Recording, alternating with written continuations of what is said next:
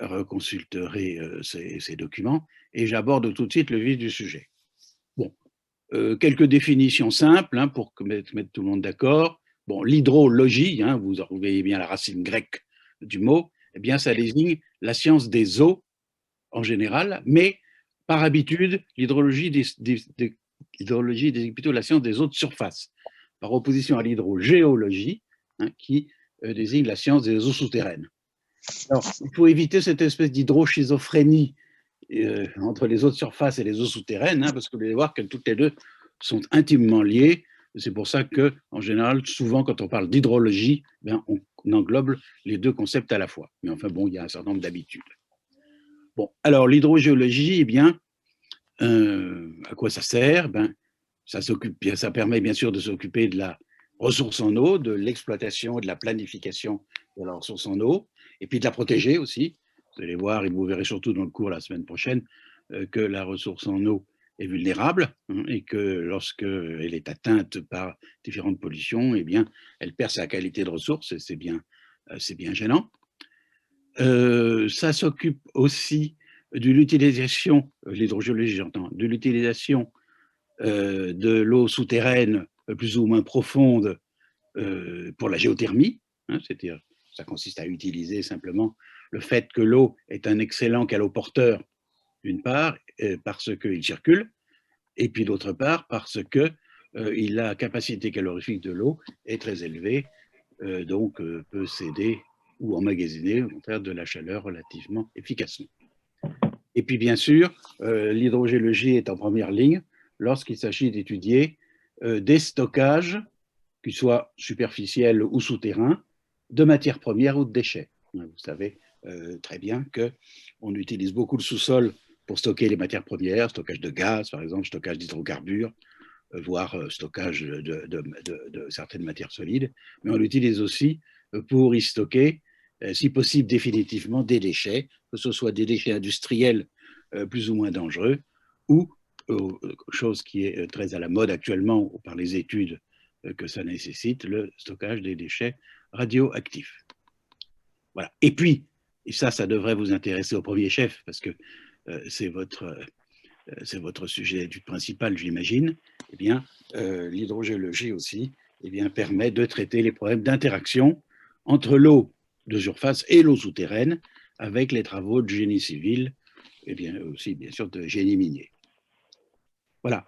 Alors, quand on s'intéresse à l'hydrogéologie, eh bien, on va s'intéresser successivement à l'hydrodynamique, c'est-à-dire à décrire la façon dont l'eau circule dans les milieux, hydrodynamique et hydraulique souterraine. Mais on va aussi s'intéresser à la façon dont l'eau réagit avec le milieu, parce que le milieu géologique, bon, qui sont des minéraux, qui sont des substances chimiques capables d'interagir, donc là, s'intéresser à l'hydrochimie, et puis également s'intéresser à la façon dont l'eau réagit avec le milieu vivant, en particulier les bactéries qui occupent le sous-sol, donc on va s'occuper d'hydrobiologie. Et tout ça, eh bien, ça constitue le domaine des sciences de l'eau, hein, Hydrogeological Sciences, en anglais. Bon, je vais m'arrêter là sur ces généralités pour entrer rapidement dans le vif du sujet. Et on va donc décrire quelques concepts fondamentaux. Alors, le premier concept à posséder, disons, à saisir, eh bien, c'est la notion de cycle de l'eau. En effet, l'eau dans le milieu naturel, hein, sur la planète, disons pour simplifier, eh bien, l'eau n'est pas une substance statique, hein, c'est une substance qui circule et qui circule à différentes échelles et sur différents circuits. Alors, vous voyez ici ces circuits synthétisés dans leurs grandes lignes. Vous avez un grand circuit général qui est le circuit des océans vers les continents. Et comment cette eau circule? Eh bien, elle circule sous forme de vapeur ou d'aérosol, hein, par le biais de l'atmosphère qui donc permet de transporter H2O, si vous voulez, hein, que ce soit sous forme liquide de particules ou sous forme gazeuse. Et puis, vous avez des chiffres qui sont peut-être pas très parlants, tellement ils sont grands, si vous voulez, qui donnent une ordre de grandeur des flux qui circulent chaque année, c'est des quantités d'eau qui circulent chaque année, exprimées en kilomètres cubes. Vous verrez que ce n'est pas très parlant mais je vous donnerai tout à l'heure d'autres chiffres un petit peu plus faciles à retenir. Et puis, vous voyez des cycles secondaires. Je ne sais pas si vous voyez ma souris, vous la voyez là? Oui. Oui. Oui, oui. Bon, alors des cycles secondaires, un cycle océanique, où vous voyez l'eau s'évapore sur l'océan et est précipitée sur l'océan, et puis un cycle secondaire où l'eau s'évapore sur les surfaces continentales et est précipitée sur la surface continentale. Alors évidemment, notre domaine à nous, eh bien, c'est le domaine continental. On va s'occuper d'hydrologie sur les surfaces continentales, c'est-à-dire sur les surfaces terrestres, hein, où vivent les êtres vivants terrestres, dont l'homme en particulier. Eh bien, vous avez donc, nous nous intéressons donc aux eaux de surface d'une part, et puis aux eaux souterraines. L'ensemble des eaux qui circulent par le milieu souterrain et qui circulent par le milieu superficiel, eh bien, c'est ce qu'on appelle l'écoulement. Alors, vous voyez que cet écoulement annuel, eh bien, sur les surfaces continentales, global sur l'ensemble de la Terre, eh bien, il est évalué à 47 000 km3. Alors, intéressant à savoir, c'est que c'est évidemment sur cet écoulement que l'homme prélève sa ressource. Et les prélèvements anthropiques, vous voyez, sont de l'ordre de 3250 km3. Ça veut dire finalement qu'on prélève au fil de l'eau une quantité qui est inférieure au dixième, si vous voulez, de ce qui circule. Bon, alors, ne concluez pas de ça qu'on ne manque pas d'eau. Il faut être encore capable de le faire, il faut être encore capable de le prélever. Et c'est là où commencent les difficultés. Mais les difficultés, elles ne sont pas thermodynamiques, si vous voulez. Hein. L'eau des surfaces continentales circule en assez grande quantité pour satisfaire tout le monde. Alors, vous voyez aussi que parmi ces 3250 km3, 6 à 700 km3 proviennent des eaux souterraines, c'est-à-dire qu'on sont prélevées par l'homme sur le système souterrain qui s'appelle le système aquifère et que l'on va maintenant décrire.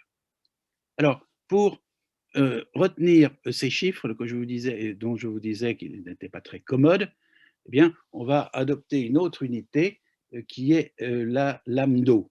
Donc, une lame d'eau, mais qu'est-ce que c'est? Imaginez des précipitations qui tombent sur une cuvette pendant un certain temps. La cuvette se remplit jusqu'à un certain niveau que l'on peut mesurer en millimètres. Eh bien, c'est ce qu'on appelle la lame d'eau. Alors, quand on parle de lame d'eau, on parle en général de lame d'eau annuelle, c'est-à-dire la quantité d'eau cumulée qui est tombée sur cette cuvette théorique.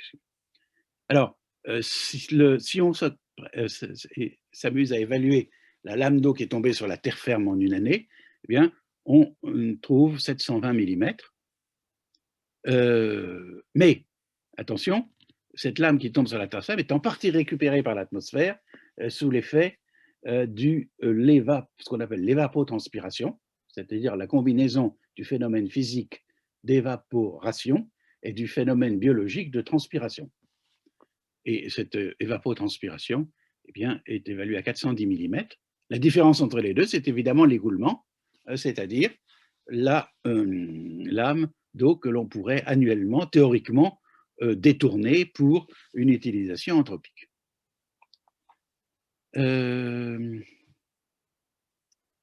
Qu'est-ce que je voulais vous dire d'autre? Oui, je parlais d'évapotranspiration. Donc, je vous parlais donc, de phénomène biologique, transpiration.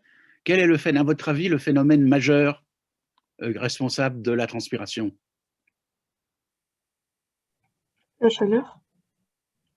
Certes, à l'origine, évidemment, ce sont des échanges thermodynamiques qui provoquent les changements de phase. Mais qui transpire sur les surfaces continentales? Les arbres.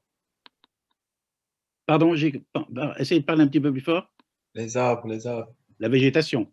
Voilà, la végétation en général.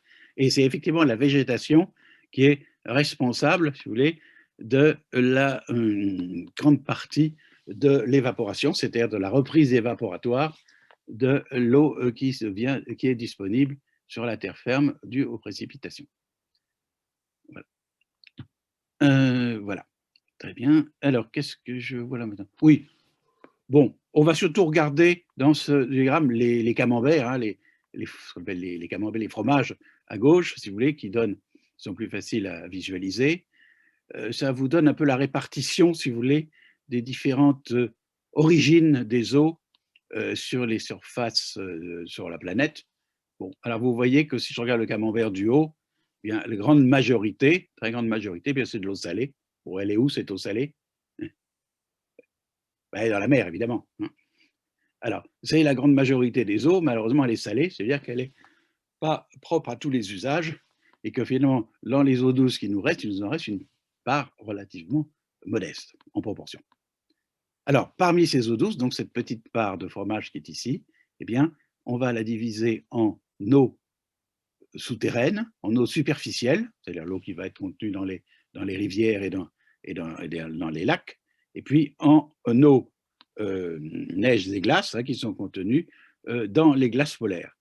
Et vous voyez que c'est quand même la grande majorité des glaces polaires, enfin c'est la grande majorité des eaux douces sont contenues dans les glaces polaires, qu'après vient une part des eaux souterraines, c'est pas ridicule, c'est un petit quart, un cinquième. Par contre, les eaux superficielles, elles, sont beaucoup, beaucoup plus faibles. Donc vous voyez que nous, hydrogéologues, on n'est pas ridicule sur l'objet, quant à l'objet de notre étude, puisque on s'occupe quand même à peu près d'un petit quart des eaux douces utiles, potentiellement utiles sur la planète. Bien. Alors, ce schéma pour vous montrer une entité sur laquelle un hydrologue raisonne, en général, qui est le bassin versant. Alors, qu'est-ce que c'est qu'un bassin versant? Eh bien, placez-vous, par exemple, quelque part sur une rivière, je suis ici, et si vous imaginez la surface topographique qui collecte toutes les gouttes d'eau qui, tombées sur la surface, parviendront à la rivière. Donc, en fait, vous avez ici, évidemment, des contours qui sont en fait les lignes de crête topographiques, si vous voulez, qui sont reliées au point que vous avez choisi pour décrire le bassin, qu'on appelle l'exutoire. Alors, quand on regarde les différents termes caractérisant, si vous voulez, le cycle de l'eau sur ce bassin versant, eh bien, on est amené à considérer les précipitations en bleu. Donc ça va être la lame d'eau précipitée, mais 720 mm tout à l'heure, pour lorsqu'on exprime la quantité d'eau globale sur la planète. On va être amené à considérer les flèches vertes, c'est l'évaporation, l'évapotranspiration, c'est la reprise évaporatoire, donc la quantité d'eau qui est perdue, si vous voulez, provisoirement, par rapport à la quantité d'eau précipitée. Et cette différence entre P moins ETP eh bien, va donner le ruissellement, c'est-à-dire, alors où est-ce que je ne vois plus mes flèches, voilà, en jaune orangé, le ruissellement, c'est-à-dire l'eau qui va circuler le long de la surface topographique du bassin versant et gagner les petits ruisseaux puis les grandes rivières, et puis l'infiltration, c'est-à-dire l'eau qui va pénétrer à travers le sol, descendre jusqu'à une certaine profondeur et charger ce que nous appellerons le système aquifère. Alors, les hydrogéologues, évidemment, vont s'occuper essentiellement de l'eau de cette part I qui est l'infiltration, qui alimente le système aquifère, mais ce schéma montre clairement qu'il y a une interaction évidente au niveau du bilan, si vous voulez, et donc au niveau de la physique, il y a une interaction évidente entre les différents types d'eau, que ce soit précipitation, évaporation, ruissellement et infiltration. Donc en fait, on ne peut pas être un bon hydrogéologue si on n'est pas un bon hydrologue globalement. Bien, alors, je vais maintenant me cantonner dans le fonctionnement, dans la description du fonctionnement des eaux souterraines, c'est-à-dire de la description du devenir de ces flèches rouges. Ça va? Vous avez quelques questions? C'est clair pour l'instant? Oui, le chat est vide, tout va bien. Le chat Merci. est vide. Bon, ça veut dire que tout le monde dort, non? Pas encore. Bon, alors. Non. Bon, alors, préoccupons-nous du fonctionnement des eaux souterraines.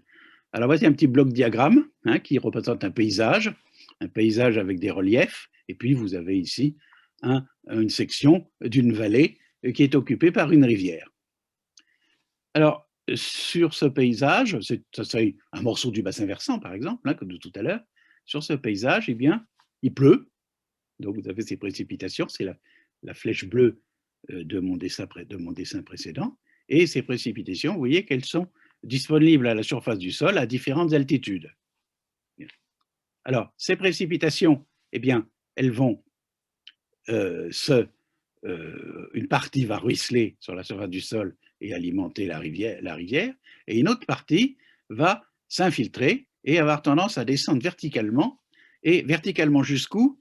Eh bien, jusqu'à ce qu'elle rencontre une zone qu'on appellera la zone saturée, hein, qui est matérialisée par des niveaux d'eau qu'on peut observer dans des forages. Alors, vous voyez ici, il y a un premier forage, un puits, si vous voulez, hein, un puits. Eh bien, ce puits, à une certaine profondeur, se matérialise à un niveau d'eau dont on peut mesurer la profondeur simplement à partir de la surface du sol. Et vous voyez que si je fais un autre puits, comme celui-ci par exemple, eh bien, ce puits rencontre également une surface, rencontre également, matérialise également un niveau d'eau dans le système. Et puis on s'aperçoit qualitativement, pour l'instant, eh bien, que le niveau d'eau a tendance à baisser des régions où l'altitude élevée vers les régions d'altitude basse, hein, celles qui sont matérialisées par la vallée. Alors, qu'est-ce qui se passe? Eh bien, j'ai ici tracé cette surface, si vous voulez, de niveau d'eau que l'on pourrait matérialiser en multipliant les différents puits dans le système, et cette surface reçoit le nom de surface piézométrique. Alors, on s'aperçoit donc que finalement, l'eau qui est précipitée et qui s'infiltre, eh bien, va descendre verticalement dans le système, puis suivre après un parcours plus ou moins horizontal lorsque l'eau rencontre un niveau d'eau, le fond, si vous voulez, de la casserole, le fond du réservoir, où le réservoir ne peut plus se remplir parce qu'il est déjà plein, hein, et l'eau va finalement avoir un parcours plus ou moins horizontal pour atteindre les points bas, ce qu'on appelle les exutoires. Alors là, vous avez un exutoire qui est matérialisé par la rivière, hein, qui reçoit donc de l'eau, mais là, vous avez un exutoire qui est matérialisé par exemple par un marécage, hein, où vous avez de l'eau qui affleure à la surface du sol parce que la surface piézométrique affleure, et la reprise de l'eau s'effectue ici essentiellement par évaporation, puisque le système n'est pas drainé, la topographie ne s'y prête pas. Alors, il faut donc se figurer maintenant que le milieu souterrain est divisé en deux parties. Une partie où l'eau descend verticalement, qu'on appellera la zone non saturée, vous allez comprendre pourquoi, et une partie où l'eau circule plus ou moins horizontalement vers les exutoires, qu'on appellera la zone saturée, c'est-à-dire qu'on appellera ou encore le domaine aquifère. Qu'est-ce que j'ai fait? Voilà. Alors, ceci est à peu près le même dessin qui détaille un petit peu, si vous voulez, la physique. J'ai perdu ma souris, qui détaille un petit peu la physique de ce qui se passe entre le milieu non saturé et le milieu saturé, ou encore le milieu aquifère. Alors, vous avez ici le substratum, c'est-à-dire le fond de la casserole, si vous voulez, le fond du réservoir. Ici, la partie saturée, qu'on va matérialiser par un puits, le puits qui est ici, par exemple, et qui donc va montrer un plan d'eau, une surface d'eau, qui donc matérialise la surface piézométrique, qui est ici sur ce dessin. Et puis au-dessus, eh bien, vous avez la zone non saturée, où l'écoulement est plus ou moins vertical.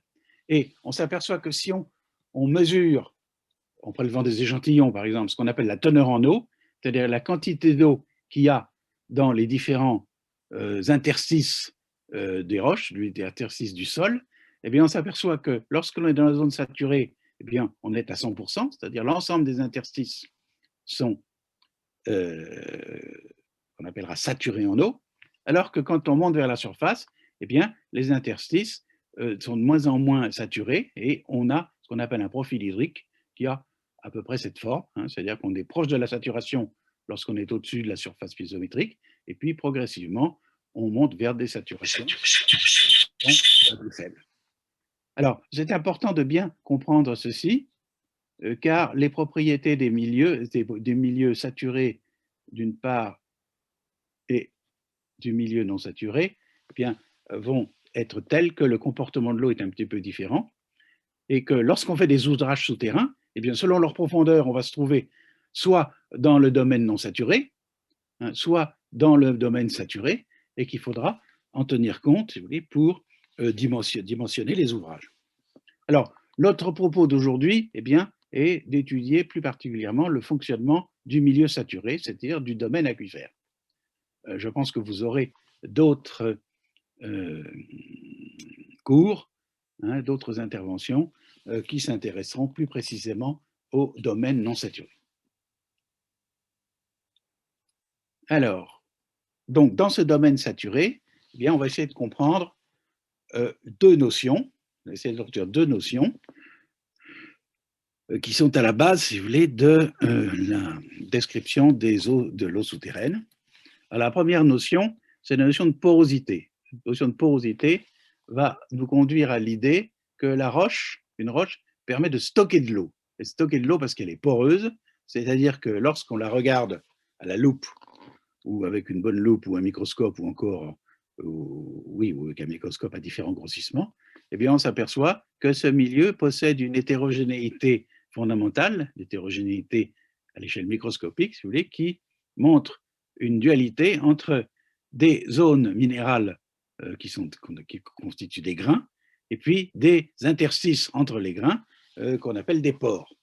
Et c'est dans les pores, évidemment, que peuvent se mettre en place les fluides, et en particulier l'eau. Alors, ici, j'ai dessiné deux types, enfin la structure des pores, c'est ce qu'on appelle l'espace poral, si vous voulez, et j'ai dessiné ici trois types comme ça d'espace poral. Donc, vous voyez ici un espace poral qui est constitué de grains plus ou moins réguliers, ils ont à peu près la même taille, hein, ça pourrait être un sable bien trié. Puis là, vous voyez, c'est le même sable, c'est-à-dire qu'on part des mêmes éléments grossiers, si vous voulez, et puis à l'intérieur, il y a des éléments plus fins.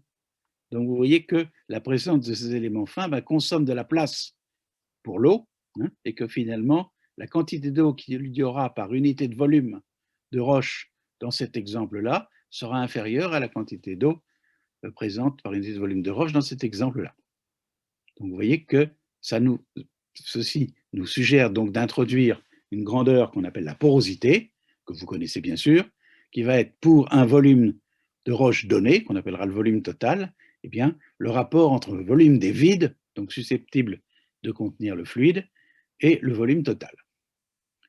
Alors, vous voyez ici un autre exemple d'espace poral, où là, les minéraux qui constituent la roche eh bien, sont plutôt exprimés en forme de plaquettes, hein, en forme de lamelles, qu'en forme de grains.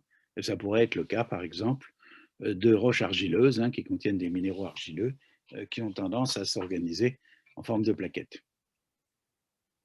Bien. Alors, il faut être un peu étalonné en porosité, hein, et avoir en présent quelques ordres de grandeur.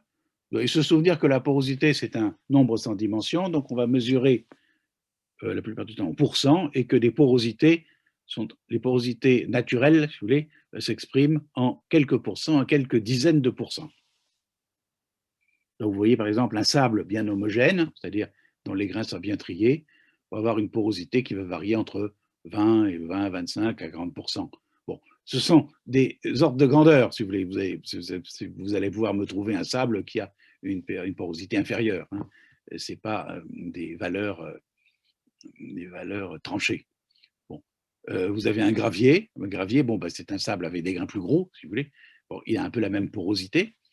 Et puis, vous avez maintenant différents types de roches comme des grès qui se proviennent de sables plus ou moins cimentés, c'est-à-dire qu'il y a un ciment calcaire ou siliceux qui vient combler une partie de l'espace poral, donc la porosité diminue. Oui. Vous avez la même chose pour des calcaires qui sont plus ou moins recristallisés par de la calcite, où la porosité, à ce moment-là, peut devenir très petite. Et puis, vous avez une catégorie de roches qui est importante aussi, et surtout importante en génie civil, qui sont les argiles. Vous voyez que les argiles ont des porosités qui peuvent être très grandes, c'est-à-dire contenir beaucoup d'eau, mais ce n'est pas pour ça que cette eau pourra facilement circuler, comme on le verra tout à l'heure.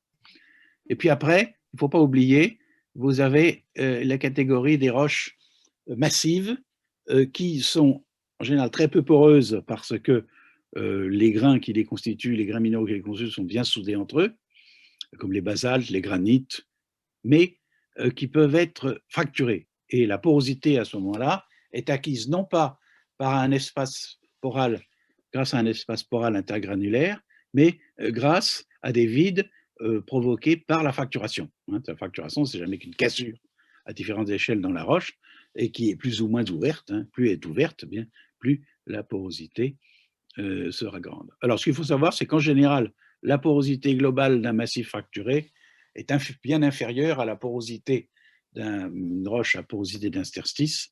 Et là, on parlera plutôt de quelques pour 1000 à quelques pourcents, plutôt que de quelques pourcents à quelques dizaines de pourcents. Oui, une chose quand même qu'il faut avoir présent à l'esprit, c'est que vous voyez que la porosité, c'est un rapport de volume.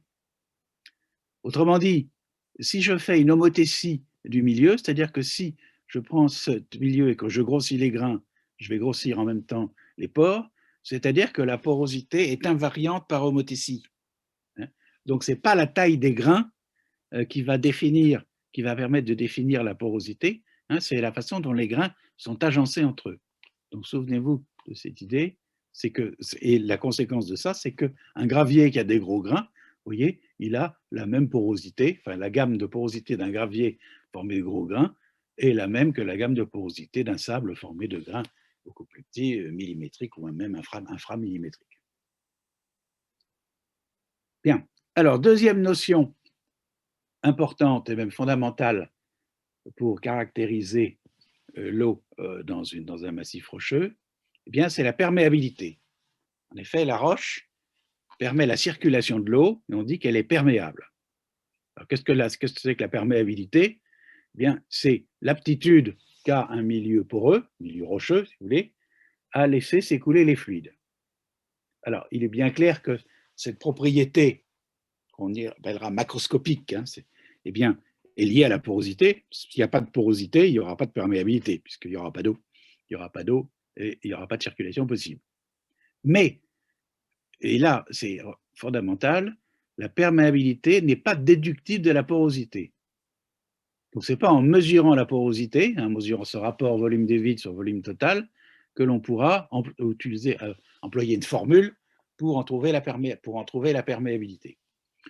Alors, qu'est-ce qu'on fait? En pratique, là, on tombe souvent, bon, il y a un certain nombre de théories, mais enfin, on ne va pas aborder ça dans ce cours, on tombe dans l'empirisme, eh bien, on tombe, c'est pas péjoratif, c'est-à-dire qu'on utilise l'empirisme, c'est-à-dire que l'on va, eh bien,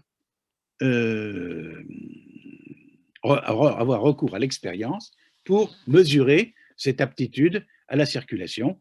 Et cette expérience, eh bien, c'est celle qu'a fait Henri Darcy en 1856, ce qui a établi les bases de l'hydrodynamique en milieu poreux. Bon, ce petit dessin, ça va vous montrer, vous voyez que la circulation de l'eau va se faire évidemment par des cheminements tortueux entre les grains, puisqu'il faut bien que l'eau passe dans les pores, mais que la somme de ces petits cheminements tortueux va donner un écoulement général, si vous voulez, qui ici est de la gauche vers la droite. Bien. Alors, illustrons un peu le travail de Darcy. Donc, je vous dis, Chevalier Henri Darcy, c'était un ingénieur des ponts, Darcy, d'ailleurs, ingénieur du corps des ponts, qui a donc travaillé sur les problèmes d'alimentation en eau des villes, en particulier de la ville de Dijon. S'il y a des Dijonnais parmi vous, eh bien, ils savent qu'il y a une place Henri Darcy, une grande place Henri Darcy à Dijon. Alors, ce petit appareil, eh bien, va permettre de comprendre la loi de Darcy. Donc, vous voyez ici un milieu poreux, un échantillon de roche, si vous voulez, que j'ai placé dans un tube, et ce tube a une longueur L, et puis une surface S. Bien. Et puis, ce tube, on va le saturer d'eau, c'est-à-dire qu'on va remplir l'espace poral d'eau, et puis on va mettre en communication l'eau qui est dans l'espace poral avec deux réservoirs par l'intermédiaire d'un tuyau qui vont souples, qui vont permettre de bouger les réservoirs, si vous voulez, les uns par rapport aux autres, et qui sont également remplis d'eau. Alors, on peut en particulier mettre un réservoir plus haut que l'autre, avec une différence de niveau dans le réservoir qui va se mesurer par delta H. Alors, qu'est-ce qui se passe? À votre avis, si on bâtit l'expérience suivant ce schéma, qu'est-ce qu'on observe?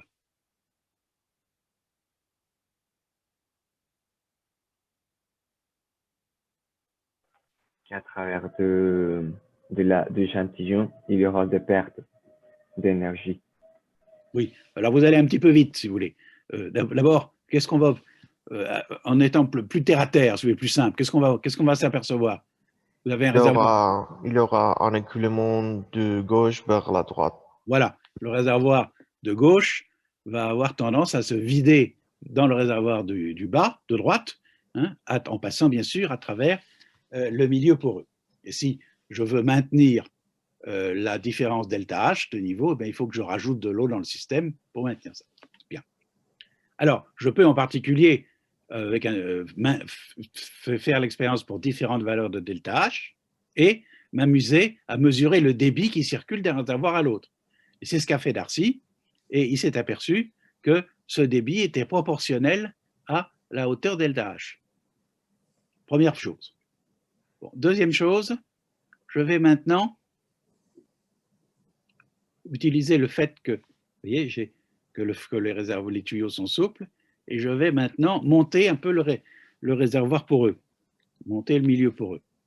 Alors vous voyez ici maintenant que l'eau, elle a besoin de descendre moins bas que tout à l'heure pour pouvoir passer du réservoir haut vers le réservoir bas.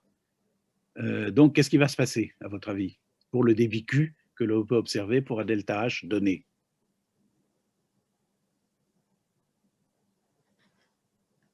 Bon, quand je pose la question comme ça veut dire est-ce que le débit change ou est-ce que le débit ne change pas?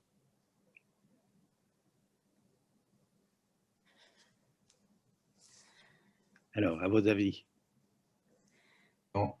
Oui, il va changer parce que delta H va changer avec le temps. Non, l'hypothèse, j'ai peut-être été un peu vite, je dis que je fais en sorte que delta H reste constant. C'est-à-dire que je rajoute l'eau qui est nécessaire. Hein. Ah non, ça reste le même débit. Reste le même débit. Donc, ça suggère que, au moins dans cette configuration-là, le moteur de l'écoulement, ce qui provoque le débit, c'est bien la hauteur delta H. Hein. Alors maintenant, vous voyez, je fais comme ça. C'est-à-dire que l'eau, au lieu de remonter, comme elle le faisait dans le réservoir ici, de parcourir le milieu poreux du bas vers le haut, eh bien l'eau parcourt le milieu poreux du haut vers le bas. Donc c'est quand même plus facile de descendre que de monter, hein, a priori. Alors, à votre avis, qu'est-ce qui se passe pour le débit Q pour une même valeur de delta H, bien sûr? Il ne change pas non plus. Bon, vous êtes bien d'accord, ça ne change pas non plus. Et ça montre bien que la conclusion qu'on peut en tirer de cette expérience, c'est que le moteur, c'est delta H, et que quelle que soit l'orientation que l'on donne à l'écoulement, eh bien, on obtient un débit constant. Ce qui veut dire que, et en faisant l'expérience avec différents milieux poreux, on s'aperçoit que ce débit est inversement proportionnel à la longueur de milieu poreux traversé, ce qui nous permet d'établir une première expression de Lola-Darcy sous la forme débit égal est proportionnel à delta H divisé par L, longueur de milieu poreux traversé, bien sûr proportionnel à la surface, à la section de l'échantillon, ça va sans dire, avec un coefficient de proportionnalité, grand K, qu'on note classiquement grand K, qui reçoit le nom de perméabilité, ou encore, si on veut être plus précis, de perméabilité de Darcy. Alors, comme la direction, cette loi est indépendante de la direction de l'écoulement, eh bien, ça permet de représenter ce terme delta H sur L sous la forme d'un vecteur, hein, c'est-à-dire quelque chose qui possède une intensité, delta H sur L, et qui possède une orientation, c'est-à-dire d'écrire le Darcy sous sa forme générale tridimensionnelle vectorielle, si vous voulez, V vecteur égale moins K gradient de H étant la composante de l'écoulement delta H divisé par la longueur de milieu poreux traversé, orienté donc dans l'espace, et V, ce qu'on appellera la vitesse de Darcy, c'est-à-dire le quotient du débit qui traverse l'échantillon par la surface, c'est-à-dire en fait le débit unitaire, le débit par unité de surface. Bien. Alors, le signe moins ici arrive tout simplement à cause de la définition mathématique du gradient. Hein, vecteur gradient, c'est abscisse de l'extrémité moins abscisse de l'origine, donc ça nous fait introduire un signe moins, mais qui est une valeur purement formelle. Alors, retenez donc ici, K, perméabilité de Darcy, delta H sur L, ce qu'on appelle le gradient hydraulique, et vous voyez, en regardant l'analyse dimensionnelle simple de cette relation, Q, un débit en mètres cubes par seconde, delta H en mètres, L en mètres, donc delta H sur L est un gradient, c'est un nombre, S une surface, eh bien, il vous reste une vitesse pour exprimer la perméabilité. Donc, la perméabilité de Darcy s'exprimera en mètres par seconde. Alors, comme tout à l'heure, il faut être un peu étalonné en perméabilité. Et vous avez ici une échelle de perméabilité appliquée aux différents types de roches que l'on peut rencontrer dans le sous-sol, à différents types, peut-être pas tous les différents types, mais à différents types de roches qu'on peut rencontrer dans le sous-sol. Et cette échelle de perméabilité, vous voyez qu'elle est ici représentée de 10 puissance 1, 10 puissance 1, c'est 10 donc, jusqu'à 10 puissance moins 11, on aurait pu d'ailleurs aller un peu plus loin, mais le papier n'était pas assez grand, mètres par seconde. Alors, première constatation par rapport à ce qu'on a vu sur la porosité, ben, vous voyez que l'échelle, pour en parler, on a besoin d'une échelle logarithmique, c'est-à-dire que la dynamique de variabilité, si vous voulez, de la perméabilité est très grande hein, par rapport à la porosité, hein, où on restait finalement dans le domaine du pourcent, voire du pour 1000. Ici, ben, on peut passer de l'unité jusqu'à des valeurs très petites, 10 puissance moins 11, et même on pourrait trouver 10 puissance moins 12, 10 puissance moins 13 dans le milieu naturel. C'est des exemples que l'on rencontre. Alors, deuxième constatation, c'est quoi? Si vous regardez les lignes qui sont ici, qui sont en face de granulométrie, qu'est-ce qu'on voit? Si vous regardez l'échelle de variabilité des perméabilités en mètres par seconde, que vous regardez l'échelle qualitative de granulométrie, qu'est-ce qu'on voit?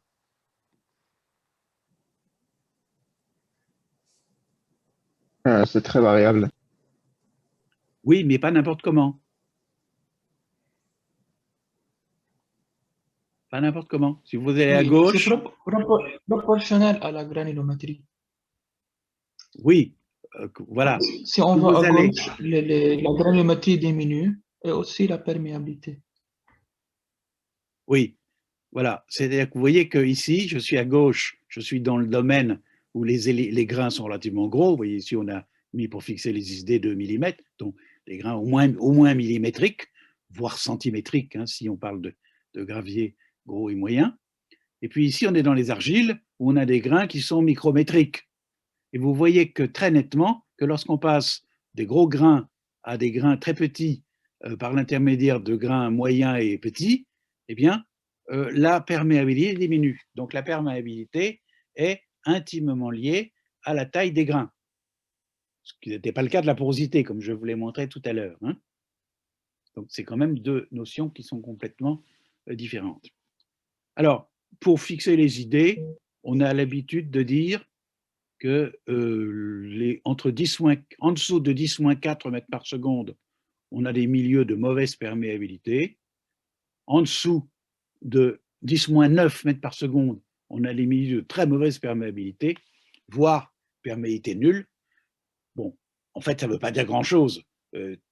Chaque fois qu'on a une perméabilité, on a un débit possible, mais ça veut dire que dans la mesure où la perméabilité est très faible, eh bien, le débit cesse d'avoir un intérêt d'étude, soit un intérêt économique, parce que ce n'est pas avec ce débit-là qu'on va pouvoir capter nos ressources en eau, soit un intérêt du point de vue de l'évaluation d'un projet, par exemple d'un projet de génie civil, parce que les débits sont tellement faibles qu'on pourra facilement, par exemple, au moyen d'une pompe de chantier, lutter contre la présence d'eau dans des milieux de faible perméabilité, alors que ça serait beaucoup plus difficile dans les milieux de forte perméabilité.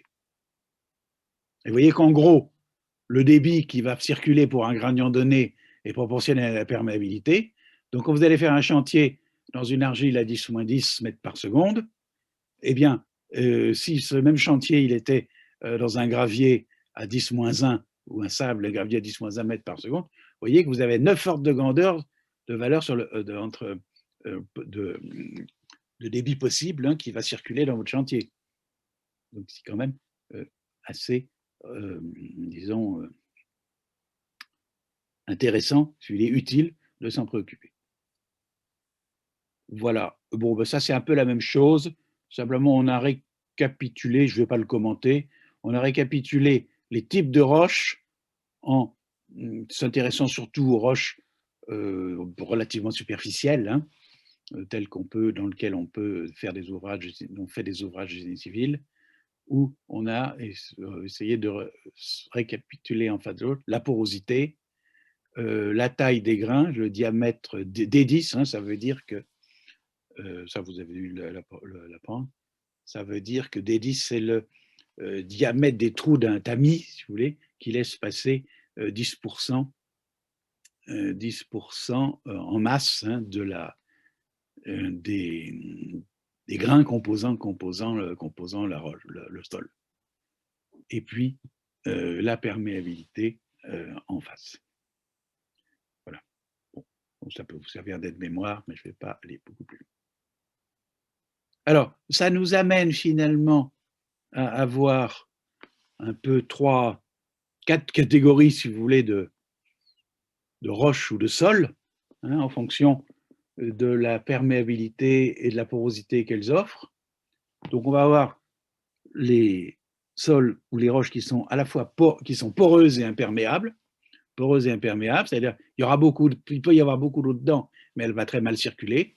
Et bien là, on va être dans le domaine des argiles, des marnes, des roches provenant d'altérations de roches plus ou moins massives, comme les altérites de granit, par exemple.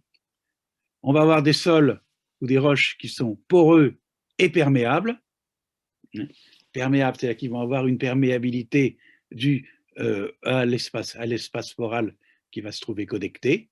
Donc là, on va être toujours dans le domaine des sables, des graviers, des différentes altérites de roches. Et puis, on va avoir une troisième catégorie, qui est la catégorie des roches compactes, qui vont être perméables, mais essentiellement perméables parce que la perméabilité va être acquise par la présence de fractures qui vont être connectées entre elles. Et donc là, eh bien, c'est le domaine des roches magmatiques, hein, telles que les granites, ou des roches métamorphiques, telles que les gneiss, ou encore le domaine des calcaires massifs, hein, ou des grès massifs, dont la perméabilité va être essentiellement due à la fracturation. Voilà. Et puis alors, vous avez une quatrième catégorie où un peu particulière, un peu monstrueuse, si vous voulez, par rapport aux autres. Eh bien, ce sont les roches dans lesquelles peuvent se développer des cavités de grande dimension, voire métriques, décamétriques, voire même hectométriques dans certains cas très exceptionnels. Et c'est le domaine des roches qui sont solubles à des degrés divers, hein, comme les calcaires, qui sont partiellement solubles, le gypse, qui est très soluble, voire encore le sel, hein, qui est encore plus soluble. Voilà. Qu'est-ce que je veux dire? Bien. Alors, on va maintenant aborder les questions d'hydraulique souterraine, c'est-à-dire qu'on va mettre un petit peu de théorie, si vous voulez, pour lier ensemble ces concepts-là, qui vont permettre d'être un petit peu quantitatifs, si vous voulez, dans l'appréciation des questions hydrogéologiques. Quelques petites questions pour marquer un peu pour souffler un petit peu. Isabelle, il n'y a rien sur le chat? Non, il n'y a rien sur le chat. Je pense que c'était clair sur les matériaux, porosité, perméabilité. Là, je crois qu'on a tous compris les nuances, on va dire. Bon, bah écoutez, on va continuer, puisque vous ne voulez pas me laisser me reposer. On va continuer un peu. Alors, là, donc, comme je disais, on va essayer d'introduire un petit peu de quantitatif. Alors, là, je serai quand même assez restreint, si vous voulez, par rapport à tout ce qu'offre la possibilité de la théorie des écoulements en milieu poreux.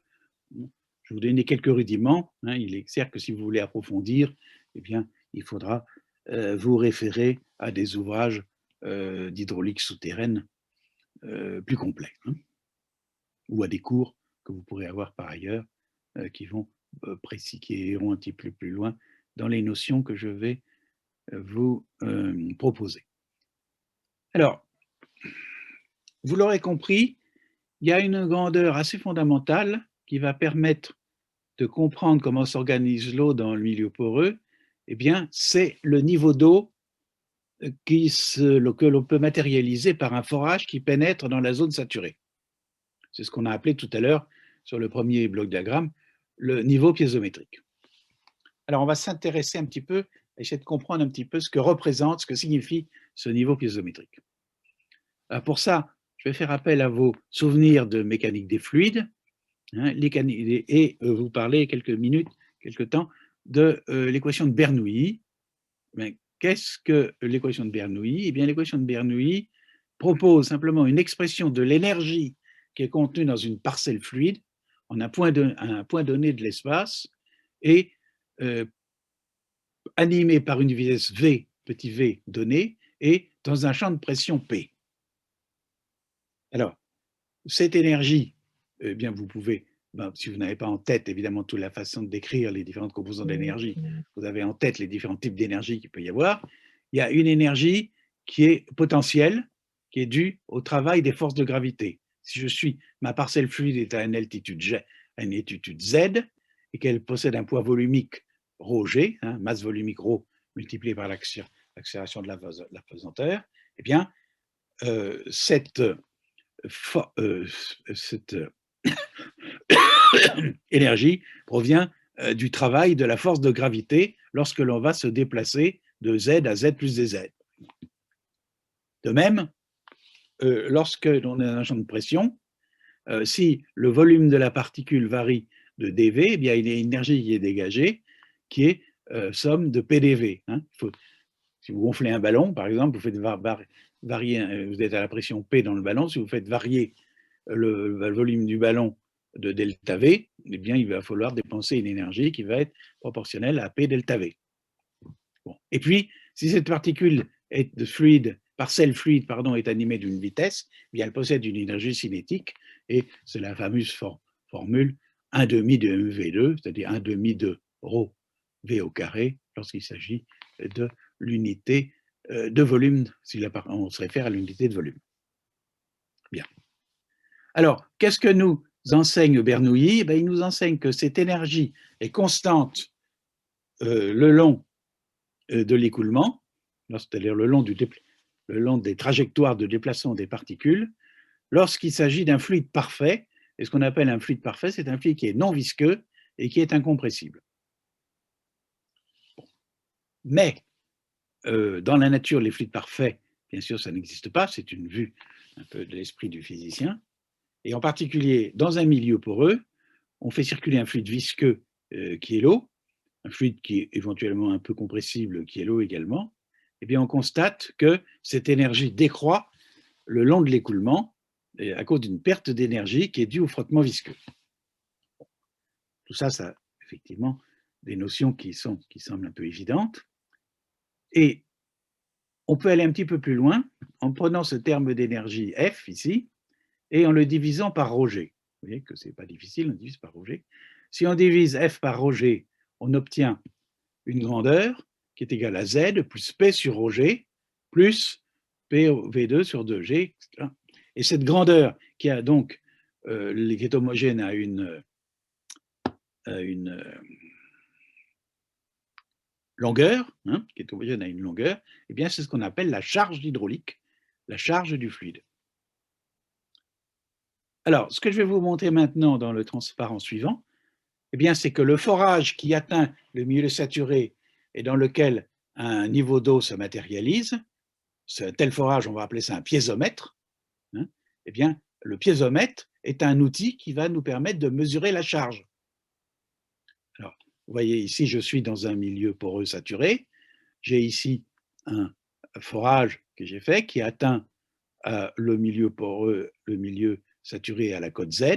À la cote Z, il règne la pression P et se stabilise dans le piézomètre un niveau d'eau qui se place à la cote H. Vous voyez, Z, ici, c'est le repère des altitudes, Z étant orienté vers le haut. Alors, si j'applique au point rouge qui est ici, c'est-à-dire à l'endroit où le piézomètre capte le milieu poreux saturé, l'endroit où il débouche dans le milieu poreux saturé, si j'applique la loi fondamentale de l'hydrostatique, eh bien, j'écris tout simplement que la pression P qui règne dans ce point rouge est égale à la pression délivrée par la colonne d'eau de hauteur H moins Z, multipliée, cette pression étant le produit de la hauteur de la colonne d'eau par le poids volumique, c'est-à-dire P égale ρ G H moins Z. Et puis, je rajoute la pression atmosphérique si je veux travailler en pression absolue, puisque la pression atmosphérique, évidemment, est présente dans l'air à l'endroit où le piézomètre est en communication avec l'atmosphère. Alors, vous voyez que si je tire H de cette expression, eh bien, je vais me retrouver avec H, c'est trivial, je vais me retrouver avec H égale P moins P atmosphérique sur ρg plus Z. Et qu'est-ce que je vois? Je retrouve, si je j'arrive pas à reculer.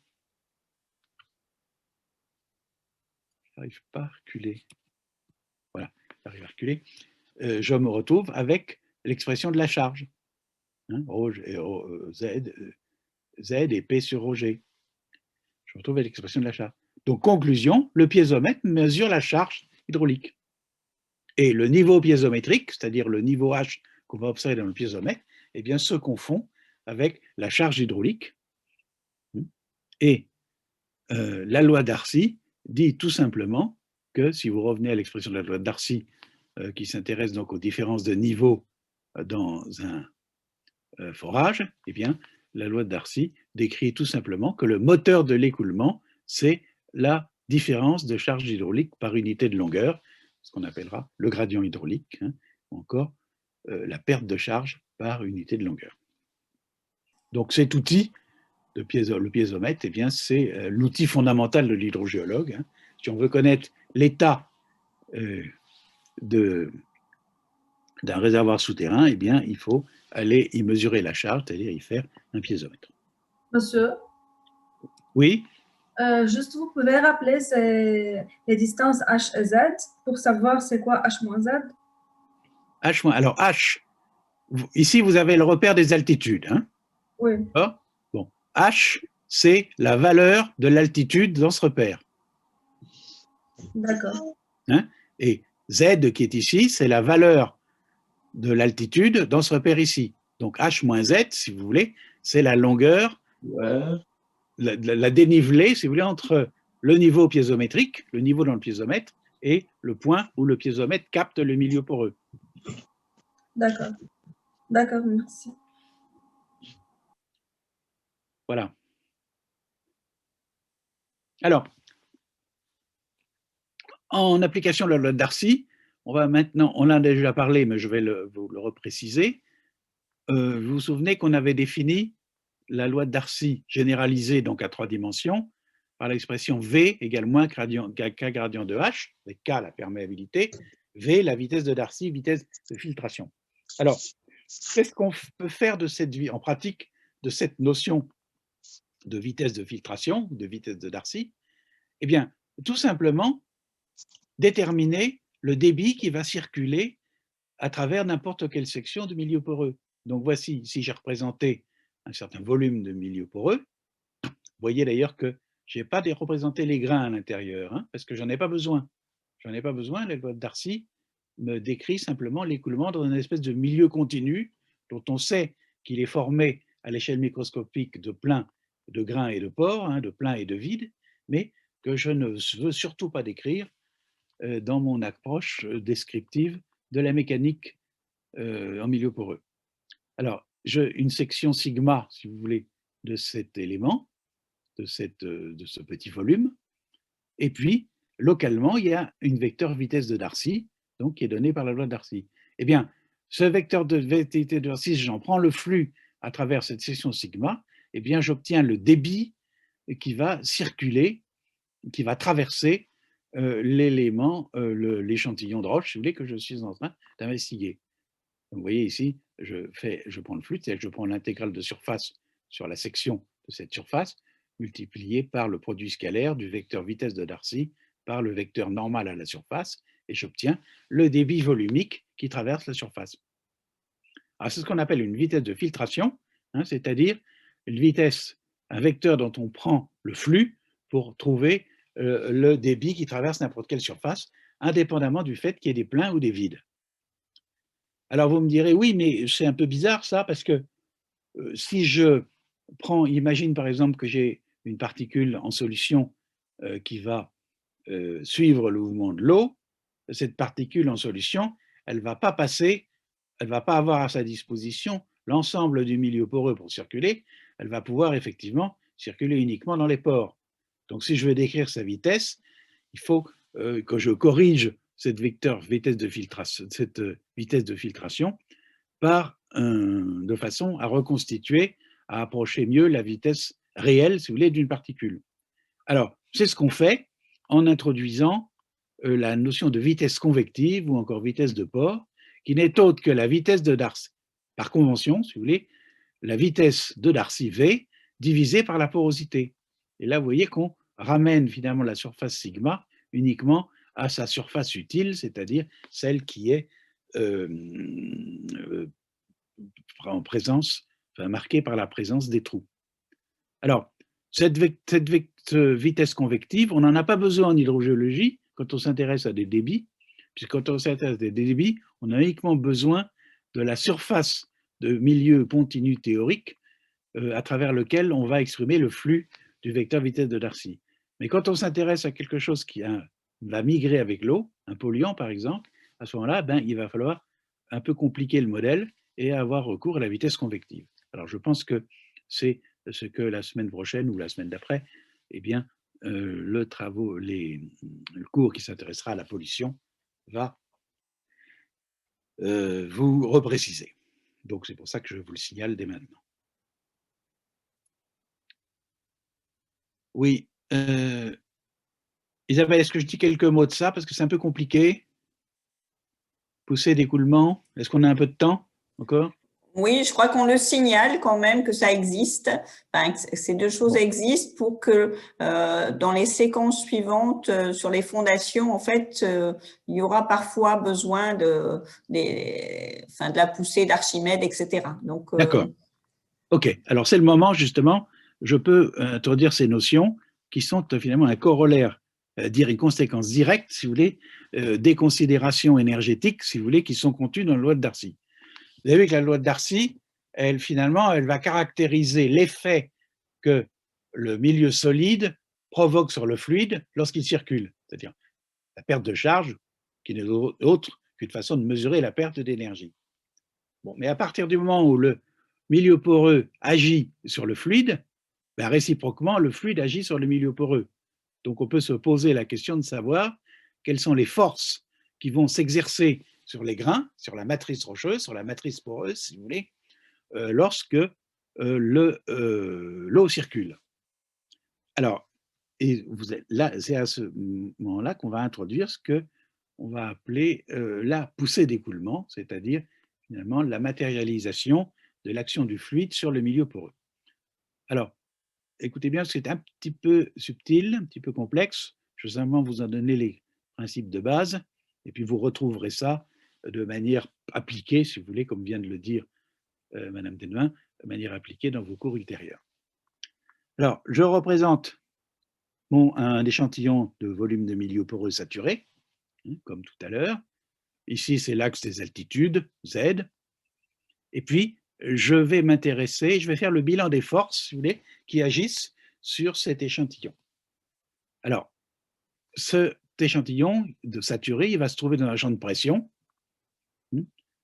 Donc, comme je le disais tout à l'heure lorsqu'on parlait d'énergie contenue dans une parcelle fluide, eh bien, c'est l'exercice d'une force dans un champ de pression P, il est soumis à une force de pression qui est l'intégrale de volume du gradient de PdV. Bon, ça c'est un peu ce que j'évoquais tout à l'heure, hein, c'est-à-dire que lorsque vous gonflez un ballon, eh bien, et que vous voulez faire varier de volume, vous avez un travail qui se mesure par la variation de pression multipliée par la variation de volume. Et bien sûr, il est soumis à une force de gravité. Force de gravité, c'est-à-dire qu'il pèse, il y a un poids, et ce poids, la résultante de ces forces de pression, eh bien, le champ de gravité, c'est le champ d'altitude, donc la force dérive du potentiel la force, c'est le dérive du potentiel d'altitude de l'épaisseur par gradient de Z, et il faut multiplier par le poids volumique, qui est le produit de la masse volumique par l'accélération de la pesanteur. Alors, ce que je note, ρW, je pense que c'est une notion assez classique en mécanique des sols, c'est la masse volumique du milieu saturé, c'est-à-dire la masse volumique de l'échantillon qui est constitué pour un certain pourcentage de roche, de matière solide, et pour un autre pourcentage, qui est d'ailleurs la porosité, de fluide. Donc, c'est cette masse volumique mixte, qui est en fait la pondération par la porosité de la masse volumique des grains solides et de la masse volumique de l'eau, masse volumique du fluide. Alors, si je fais la somme de ces différentes forces, ben, je vais trouver une troisième force qui manque ici à mon bilan, qui est la force transmise par les grains. Ce qu'on appelle la force qui est liée à la contrainte intergranulaire, comme vous avez ces termes que vous avez déjà entendus. Alors, si j'écris ça et que je l'écris pour l'unité de surface, je vais me retrouver avec l'expression de cette force transmise par les grains pour l'unité de volume sous la forme moins gradient de P, qui est ici, moins ρWg gradient de Z. Alors, vous avez vu tout à l'heure que je reliais la pression P à la charge hydraulique, H égale P sur ρg plus Z. Donc, je peux introduire l'expression remplacer P par son expression P égale ρg H moins Z, et je vais me retrouver avec R égale moins ρg gradient de H plus ρg gradient de Z moins ρWg gradient de Z. Alors, vous voyez qu'ici, je peux mettre gradient de Z en facteur, et je vais me retrouver avec R égale moins ρg gradient de H moins ρW moins ρ G gradient de Z. Alors là, si on essaye de comprendre un petit peu ce que représentent ces termes, ces différents termes de la force qui s'exerce sur les grains, c'est-à-dire que les grains ont à se transmettre l'un à l'autre, eh bien, on va s'apercevoir qu'on trouve ici tout simplement ce qu'on appelle la poussée d'Archimède. Le poussée d'Archimède, c'est-à-dire finalement la force que va exercer sur un solide un fluide de masse volumique ρ. Et vous allez ici un terme qui s'appelle ρW moins ρ, qu'on appelle la masse volumique apparente, ou encore la masse volumique déjaugée, c'est-à-dire la masse volumique du solide diminuée de la masse volumique du fluide qui exerce sur lui la poussée d'Archimède. Bon. Alors vous voyez que ça, c'est un terme qui est complètement indépendant de l'écoulement. Il n'y a simplement que l'altitude, l'énergie potentielle d'altitude, si vous voulez, qui joue.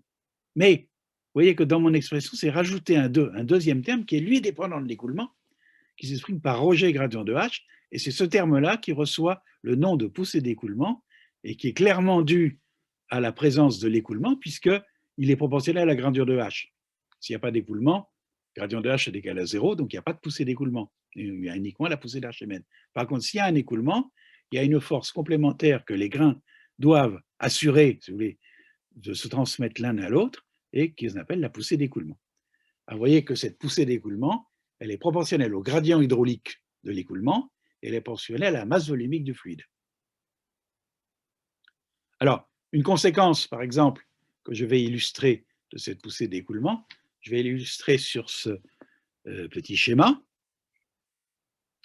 où j'ai quelque chose qui ressemble un peu au perméamètre tout à l'heure de l'expression de la loi de Darcy. J'ai donc mon milieu poreux saturé et puis un réservoir qui permet d'exercer une différence de charge hydraulique entre le niveau qui est ici et le niveau là, c'est-à-dire d'obtenir une circulation dans le milieu poreux, avec ici un débordement qui va permettre de fixer, si vous voulez, la charge hydraulique à l'aval du milieu poreux, et je vais avoir bien sûr là un écoulement remontant dans le milieu poreux. Alors, voici l'expression de tout à l'heure qui exprime la résultante des forces s'exerçant grain à grain. Évidemment, le gradient de Z est égal à 1, puisque dz sur dz, c'est égal à 1. Donc, vous voyez que si ρ AG gradient de Z, c'est-à-dire ρ AG que multiplie 1, devient inférieur à moins ρg gradient de H, à ce moment-là, cette force devient négative. qu'est-ce que ça veut dire que cette force négative? Ça veut dire que les grains ont tendance à se séparer les uns des autres. Donc, s'ils ne sont pas soudés par un certain ciment, qu'on peut avoir par exemple dans la plupart des roches comme les grès, mais que c'est un sable par exemple, eh bien les grains vont avoir tendance à se séparer les uns des autres et le sable va sembler soustrait à la pesanteur. Et on dit que le sable devient boulant. Et quand le sable est boulant, eh bien évidemment le milieu poreux se détruit et tout ce que vous pouvez avoir construit dessus ou dedans, eh bien on subit les conséquences.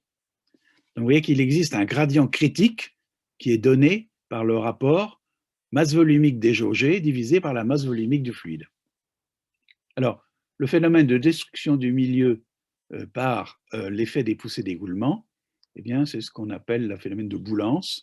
Et lorsqu'il est localisé sur des points particuliers, on appelle ça le phénomène de Renard. Donc ça, vous en avez déjà entendu parler, je pense, mais vous entendrez certainement encore parler, car c'est quelque chose de fondamental lorsque l'on bâtit dans le sous-sol. Voilà. Alors, là, on va revenir maintenant à des choses un peu plus pratiques. On a les éléments, si vous voulez, pour aller sur le terrain, si j'ose dire, au moins par la pensée, et à regarder comment vont s'organiser les écoulements en réalité. Alors, j'espère que vous êtes convaincus que la grandeur qui permet de caractériser l'écoulement, c'est la charge hydraulique, ou encore le niveau piézométrique. Donc, quand on se trouve en face d'un problème d'hydrologie appliquée, la première chose qu'on va avoir envie de faire, c'est de dresser ce qu'on appelle la carte piézométrique. C'est finalement de replacer dans un espace à 2 dimensions les différentes mesures piézométriques, c'est-à-dire les différents niveaux d'eau qu'on a pu acquérir dans les piézomètres que l'on a pris soin de réaliser dans le réservoir. Alors, vous voyez ici, j'ai mis des points rouges qui sont ces piézomètres et je peux mesurer le niveau d'eau, l'altitude du niveau d'eau dans chacun de ces réservoirs. Et puis après, eh bien, je peux tracer avec un crayon ou un logiciel, si vous voulez, enfin, un moyen quelconque, je peux tracer et tenter de tracer les courbes isovaleurs de mon champ matérialisé par les quelques points de mesure. C'est-à-dire en fait la carte topographique, si vous voulez, de la surface piézométrique. Alors, les courbes isovaleurs de la surface géométrique, c'est ce qu'on appelle des isopièzes. C'est l'étymologie assez claire. Et puis, on comprend facilement de l'expression de la loi de Darcy, V égale moins K gradient de H, que finalement, les vitesses de Darcy suivent l'écoulement qui est excusez-moi, l'écoulement qui est donc régi par la loi de Darcy, donc matérialisé par le vecteur filtration de Darcy, eh bien, va suivre des lignes qu'on appelle lignes de courant qui vont être orthogonales les isopièzes. Donc là, ici, j'ai tracé en rouge une ligne de courant. J'ai tracé en rouge une ligne de courant en prenant soin, vous voyez, de respecter le fait qu'elles sont, quand elles recoupent une isopièze, eh bien, elles le recoupent à angle droit. Donc mon dessin est plus ou moins bien fait, mais l'esprit y est. Et puis, cette carte piézométrique nous permet également de mesurer le gradient hydraulique. Vous voyez, puisque là, par exemple, entre la courbe 70 mètres et la courbe 60 mètres, j'ai une distance qui est de l'ordre, mettons, si je regarde l'échelle, qui est de 10 km. Ça veut dire que j'ai 10 mètres de perte de charge pour un parcours de l'eau souterraine de 10 km. Hein, c'est-à-dire que un gradient de charge qui est égal à peu près à 0. 10 divisé par 10 000, c'est-à-dire 0,1%, c'est-à-dire 1 pour 1000. 1 pour 1000, c'est un gradient tout à fait vraisemblable. Si vous... un gradient tout à fait vraisemblable dans un milieu poreux naturel. Voilà.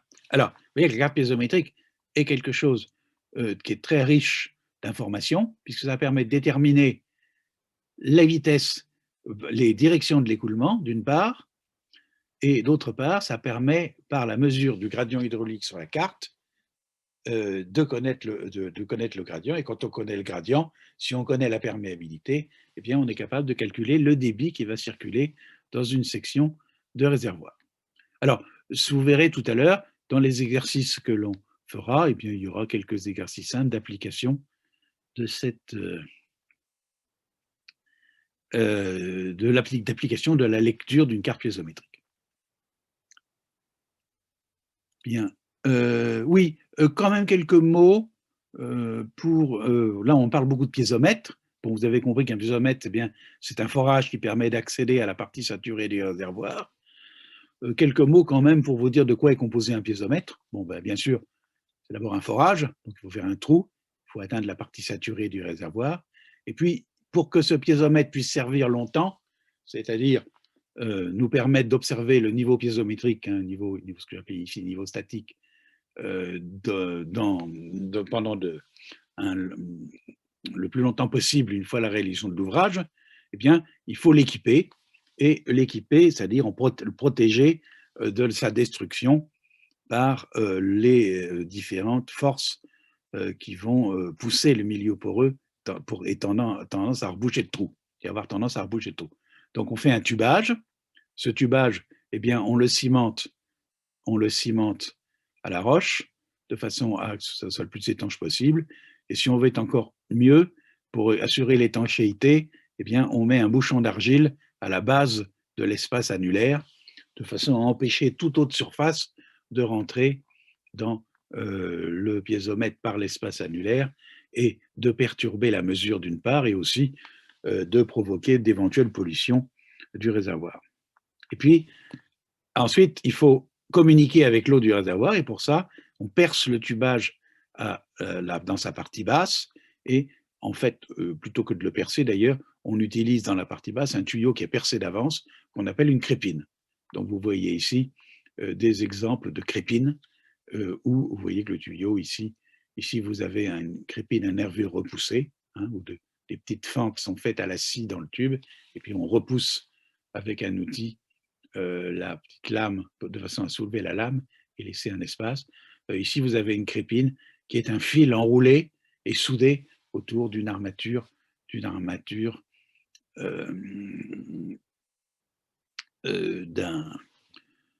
comment dirais-je, l'armature d'un tube qui est fendu d'avance. Vous voyez ici les fends. Donc les crépines qu'ils ont eues sont des crépines d'excellente qualité et très efficaces, parce que elles ont un coefficient d'ouverture qui est fort, c'est-à-dire quantité de trous par rapport aux quantités de plein qui est importante, et des trous qui sont petits, c'est-à-dire que ça permet de placer des piézomètres dans des milieux très fins, avec des sables très fins, en évitant, si vous voulez, que le sable ne vienne petit à petit combler le trou en passant à travers les trous de la crépine. Voilà, donc là, ici, vous avez l'exemple d'un piézomètre qui est fait dans les règles de l'art et que vous serez très probablement amené à rencontrer au cours de votre carrière. Alors, là, je vais passer très vite parce que je vais même passer tout de suite, très vite, parce que l'exercice va nous permettre de se familiariser avec cette notion. Donc là, vous voyez, j'ai simplement dessiné différents types de cartes piézométriques, des plus simples à des un petit peu plus compliquées. Bon, ben, vous voyez ici une carte piézométrique où les isopièces sont espacées régulièrement et sont des droites parallèles. Ça veut dire que on a ce qu'on appelle un écoulement uniforme.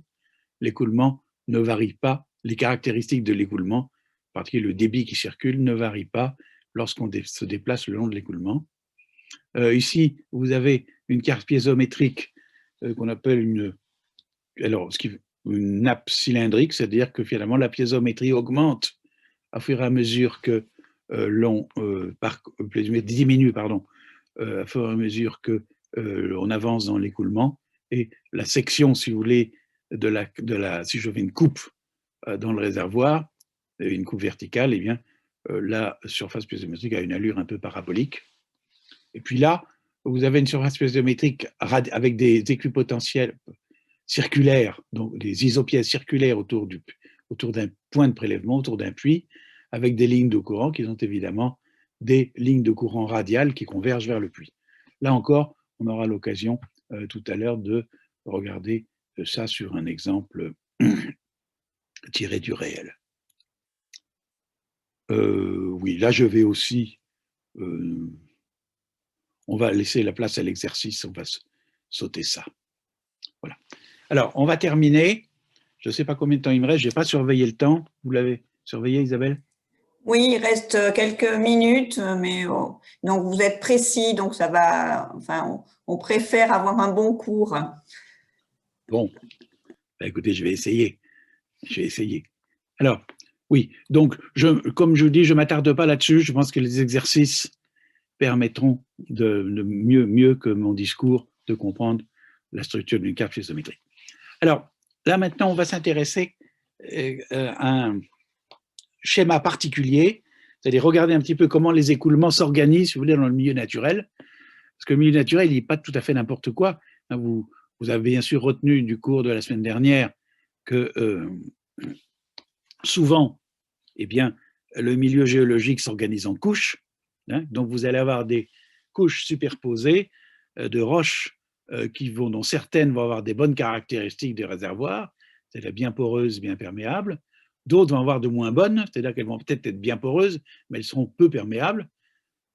Et toute cette alternance de succession verticale de couches aux caractéristiques lithologiques, donc hydrogéologiques variées, si vous voulez, eh bien, est fonction du mode de dépôt, si vous voulez, des modes de dépôt qui régit la formation des massifs rocheux sédimentaires. Alors, le fait que les lithologies aient tendance à se développer en plan plutôt qu'en hauteur, enfin, je veux dire, sur des hauteurs, disons, métriques, décamétriques, rarement hectométriques, si vous voulez, par rapport à des extensions horizontales qui peuvent être plurikilométriques, eh bien, suggère que l'écoulement va être canalisé, si vous voulez, à 2 dimensions par justement cette structure plane, cette plane des réservoirs. Donc, on va pouvoir, dans la nature, étudier les écoulements lorsque c'est possible à 2 dimensions, ce qui simplifie quand même la vie, hein, parce que c'est plus simple d'appréhender des concepts en 2 dimensions que les appréhender à 3 dimensions. Alors, on parle à ce moment-là d'écoulement en nappe, nappe évoquant clairement l'idée de 2 dimensions. Alors, justement, voilà un petit schéma qui résume un peu ce que je viens de dire. Vous avez ici, sur le schéma du haut, par exemple, une alternance lithologique avec, par exemple, une roche peu perméable en profondeur, en marron ici, surmontée par une roche plus perméable qui est susceptible de former un réservoir. Alors, vous voyez que cette roche à l'affleurement, bien sûr, est modelée par ce réservoir et l'affleurement est modelé par la topographie, avec des altitudes élevées à gauche et des altitudes basses à droite, là où, dans la vallée, ou qui est occupée par une rivière, dans la mesure où il pleut suffisamment pour alimenter la rivière.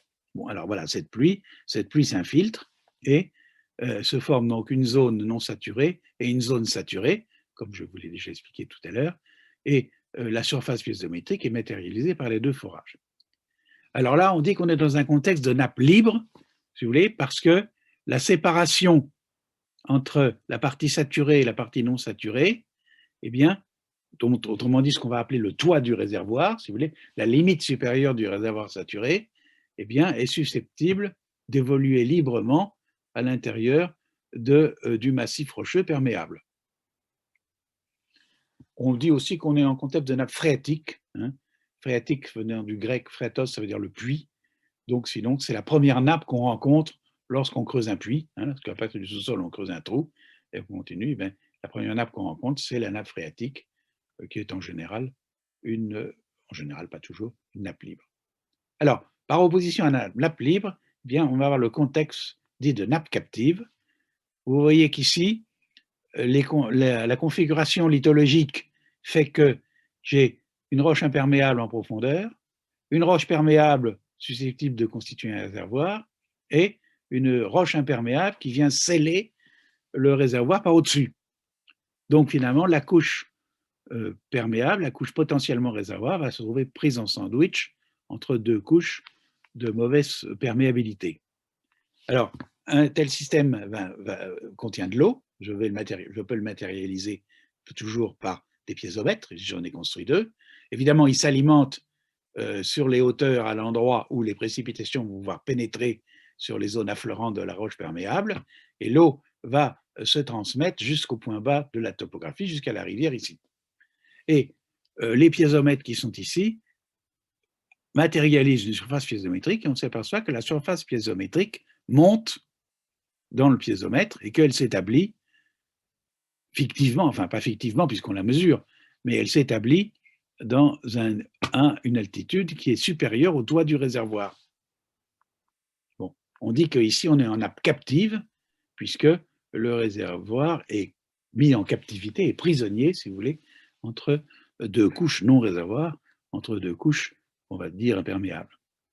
Alors, vous voyez ici que j'ai la surface piézométrique, eh bien, elle est au-dessus de la surface du sol à cet endroit-là, parce que je trouve que la topographie ici montre une dépression.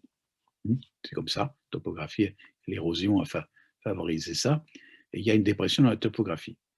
Alors, maintenant, imaginez que je fasse un piézomètre, un forage, un puits, si vous voulez, dans ce creux, dans le creux de la topographie. Qu'est-ce qui va se passer? Qu'est-ce qui va se passer? Je vois Augustin Guillaume. Pardon? Monsieur, je pense qu'on ne pourra pas mesurer la surface piézométrique à l'aide de ce forage. Oui, je vous entends très très mal. Hein? Ah, vous m'entendez là? Oui, c'est mieux, oui.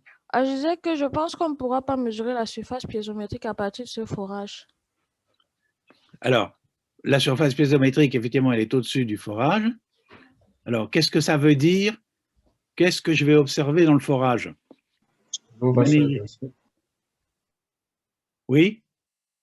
L'eau va se verser. J'entends aussi très mal. Hein. Rapprochez-vous de votre micro. L'eau va se déverser du puits. L'eau va sortir du puits. L'eau va jaillir du puits. Effectivement, si je laisse le puits ouvert, l'eau va jaillir du puits et j'ai ce qu'on appelle un puits artésien. Un puits qui est jaillissant spontanément et un puits artésien. Alors, pour reboucler avec la question ou la réponse plutôt de votre camarade là, juste avant vous, elle a dit, je crois que c'était une demoiselle, hein, j'entendais mal sa voix, elle a dit l'eau je ne pourrais pas mesurer la surface piézométrique. Effectivement, je ne pourrais pas mesurer la surface piézométrique parce que je vais avoir un jet d'eau dans la figure. Mais alors, comment vais-je faire pour mesurer malgré tout la surface piézométrique? Parce que moi, hydrogéologue, j'en ai besoin pour tracer ma carte piézométrique. Comment vais-je mesurer la charge hydraulique?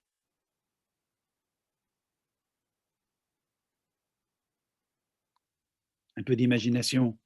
Un peu d'imagination. On peut prolonger le puits on peut prolonger le puits en hauteur, du coup. Oui, mais alors je risque d'avoir besoin d'une grande échelle. Hein. Si ça monte à 50 mètres d'altitude, ça ne va pas être très pratique. Mais effectivement, ce serait une façon théorique de faire, oui. Oui, il faudrait prendre au début, à la fin, et des points intermédiaires pour savoir quel est un écoulement bureau qui a tous les flux d'eau. Je ne suis pas très bien sûr d'avoir compris ce que vous vouliez dire. Qu'est-ce que vous appelez le début et la fin? Oui, c'est-à-dire entre l'espace qu'on voudrait mesurer à la fin et au début à la fin de ces espaces-là. On a envie d'obtenir les mesures de la nappe. Oui, là, j'ai la peine à vous comprendre. Je pense qu'il veut déplacer légèrement le piézomètre. Ah oui, non, mais ça, d'accord. Mais ça, vous n'avez pas le droit. Moi, vous avez eu de l'argent pour faire le trou là, vous l'avez fait. Le trou, vous l'avez fait et vous n'avez plus de sous pour en faire un autre. On pourrait mesurer la pression. Ah, voilà. C'est-à-dire qu'on va fermer le puits, mettre un manomètre et mesurer la pression. Et quand on a la pression, comment va-t-on remonter à la charge? On divise par Roger, du coup. Ben oui. Et oui, on va utiliser la formule H égale P sur ρg plus Z. Hein, c'est-à-dire qu'il faudra connaître l'altitude Z où le piézomètre capte le milieu poreux. Hein, on connaît la pression, donc on va être capable de calculer la hauteur de la colonne d'eau qui, par rapport à ce point Z où je mesure la charge, eh bien, équilibre la pression qui est au fond du trou. Et ça va me donner la hauteur de la colonne d'eau, c'est-à-dire la valeur de la charge hydraulique là, qui est au bout de ma flèche. OK? Bien.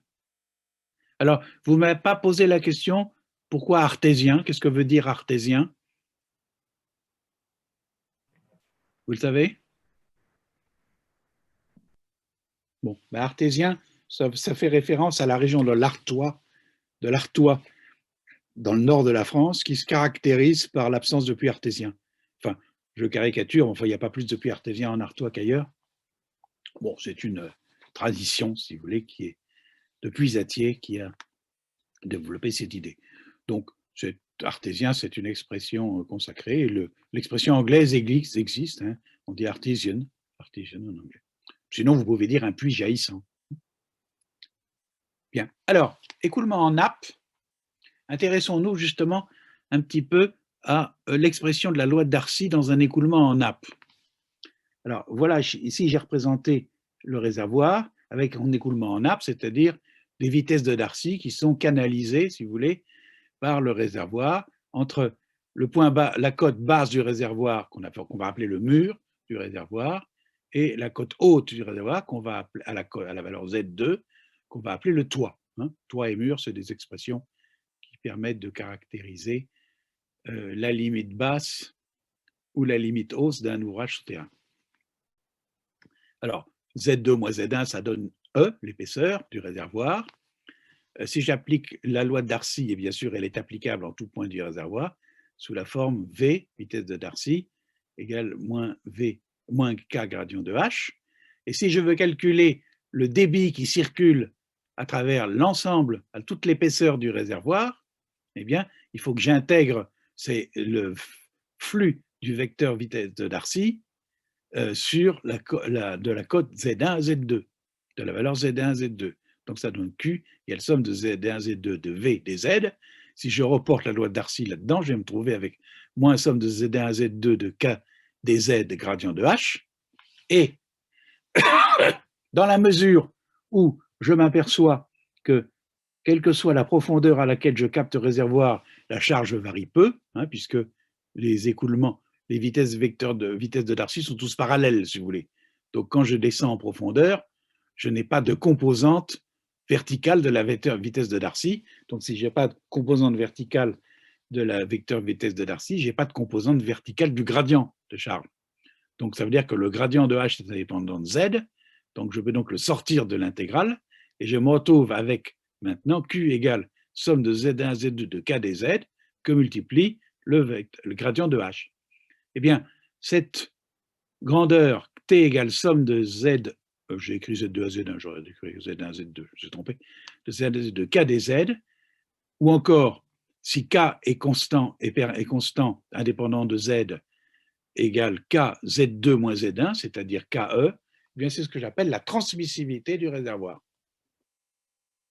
Donc la transmissivité du réservoir, vous voyez, c'est finalement une évolution à 2 dimensions de la notion de perméabilité. Mais dans la mesure où les écoulements réels sont dans la nature considérés comme des écoulements en nappe, eh bien cette grandeur transmissivité est la grandeur caractéristique qui va traduire l'aptitude du réservoir à laisser s'écouler l'eau. Alors vous voyez que la perméabilité est en dimension d'une vitesse, mètres par seconde, multipliée par une longueur, je me retrouve avec une transmissivité exprimée en mètres carrés par seconde.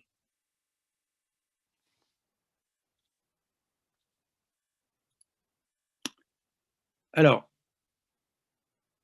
autre notion, c'est la notion de stockage. Là, on vient de voir la notion... Attendez, j'ai fait une bêtise. Là, on vient de voir la notion... Oh là là, oh là là, oh là là, qu'est-ce qui se passe? Mon truc, c'est parti dans tous les sens.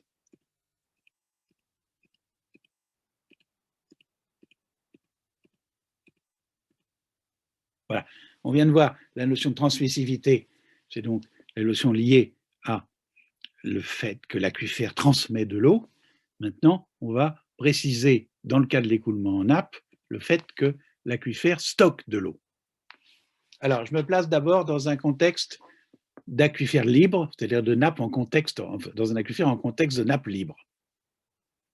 Donc, vous voyez ici, j'ai un réservoir qui est constitué par un mur imperméable, et puis j'ai ensuite la roche réservoir qui surmonte le mur, et puis qui est saturée en eau jusqu'à une certaine hauteur, qui est la surface piézométrique, qui est ici une surface libre, puisqu'elle est libre de se déplacer dans le milieu poreux en fonction de la charge hydraulique du réservoir. Alors justement, je vais imaginer, par exemple, sous l'effet de la pluie qui est ici, la charge hydraulique monte de delta H. Vous voyez, moi, coup de baguette magique, pof, il pleut, et là, le réservoir se recharge, et la surface piézométrique monte de delta H. Ça veut dire que cette zone qui était ici, qui était initialement désaturée, c'est-à-dire dont les pores n'étaient pas remplis d'eau, eh bien, va se trouver maintenant remplie d'eau. C'est-à-dire que la quantité supplémentaire d'eau qui va être stockée dans le réservoir est égale à delta H que multiplie la porosité du milieu, de la nouvelle fraction de milieu saturé. Donc, ça veut dire que, et inversement, si maintenant la piézométrie baisse parce qu'il ne pleut plus, eh bien, le milieu se désature, c'est-à-dire que le niveau du milieu qui était partiellement saturé va se vidanger, va se drainer progressivement dans le réservoir du bas, et l'aquifère va déstocker son eau. Donc vous voyez que dans le cas d'un contexte de nappe libre, le stockage de l'aquifère se fait par remplissage-vidange des vides, et que donc ce stockage, la quantité delta V stockée ou déstockée, est proportionnelle à la variation delta H multipliée par la porosité. Alors, quelle porosité? C'est la porosité qui va passer de l'état de saturation à 100% à l'état de saturation dans le milieu non saturé immédiatement au-dessus. Bon, si vous vous souvenez de la courbe de saturation que je vous montrais tout à fait au début de l'exposé, vous voyez que la saturation varie progressivement de l'état saturé dans l'aquifère à l'état quasiment sec en surface. Ça veut dire que la porosité qui va être disponible, si vous voulez, pour un mécanisme de saturation-désaturation à proximité de la surface piézométrique n'est probablement pas la porosité totale du milieu, mais une porosité inférieure qu'on appelle la porosité de drainage. Alors j'aurais dû mettre ici d'ailleurs, je le rajouterai dans le truc, porosité de drainage, qui est le terme consacré, et cette porosité de drainage, eh bien, on dit que c'est le coefficient d'engomasillement de la nappe libre. Alors comme il s'agit d'une porosité, eh bien, la valeur du coefficient est de l'ordre de quelques pourcents, comme une porosité. Vous verrez d'ailleurs, je crois, non, je ne vais pas compliquer ça parce que vous allez être saturé comme le, enfin, bon, saturé, vous avez compris.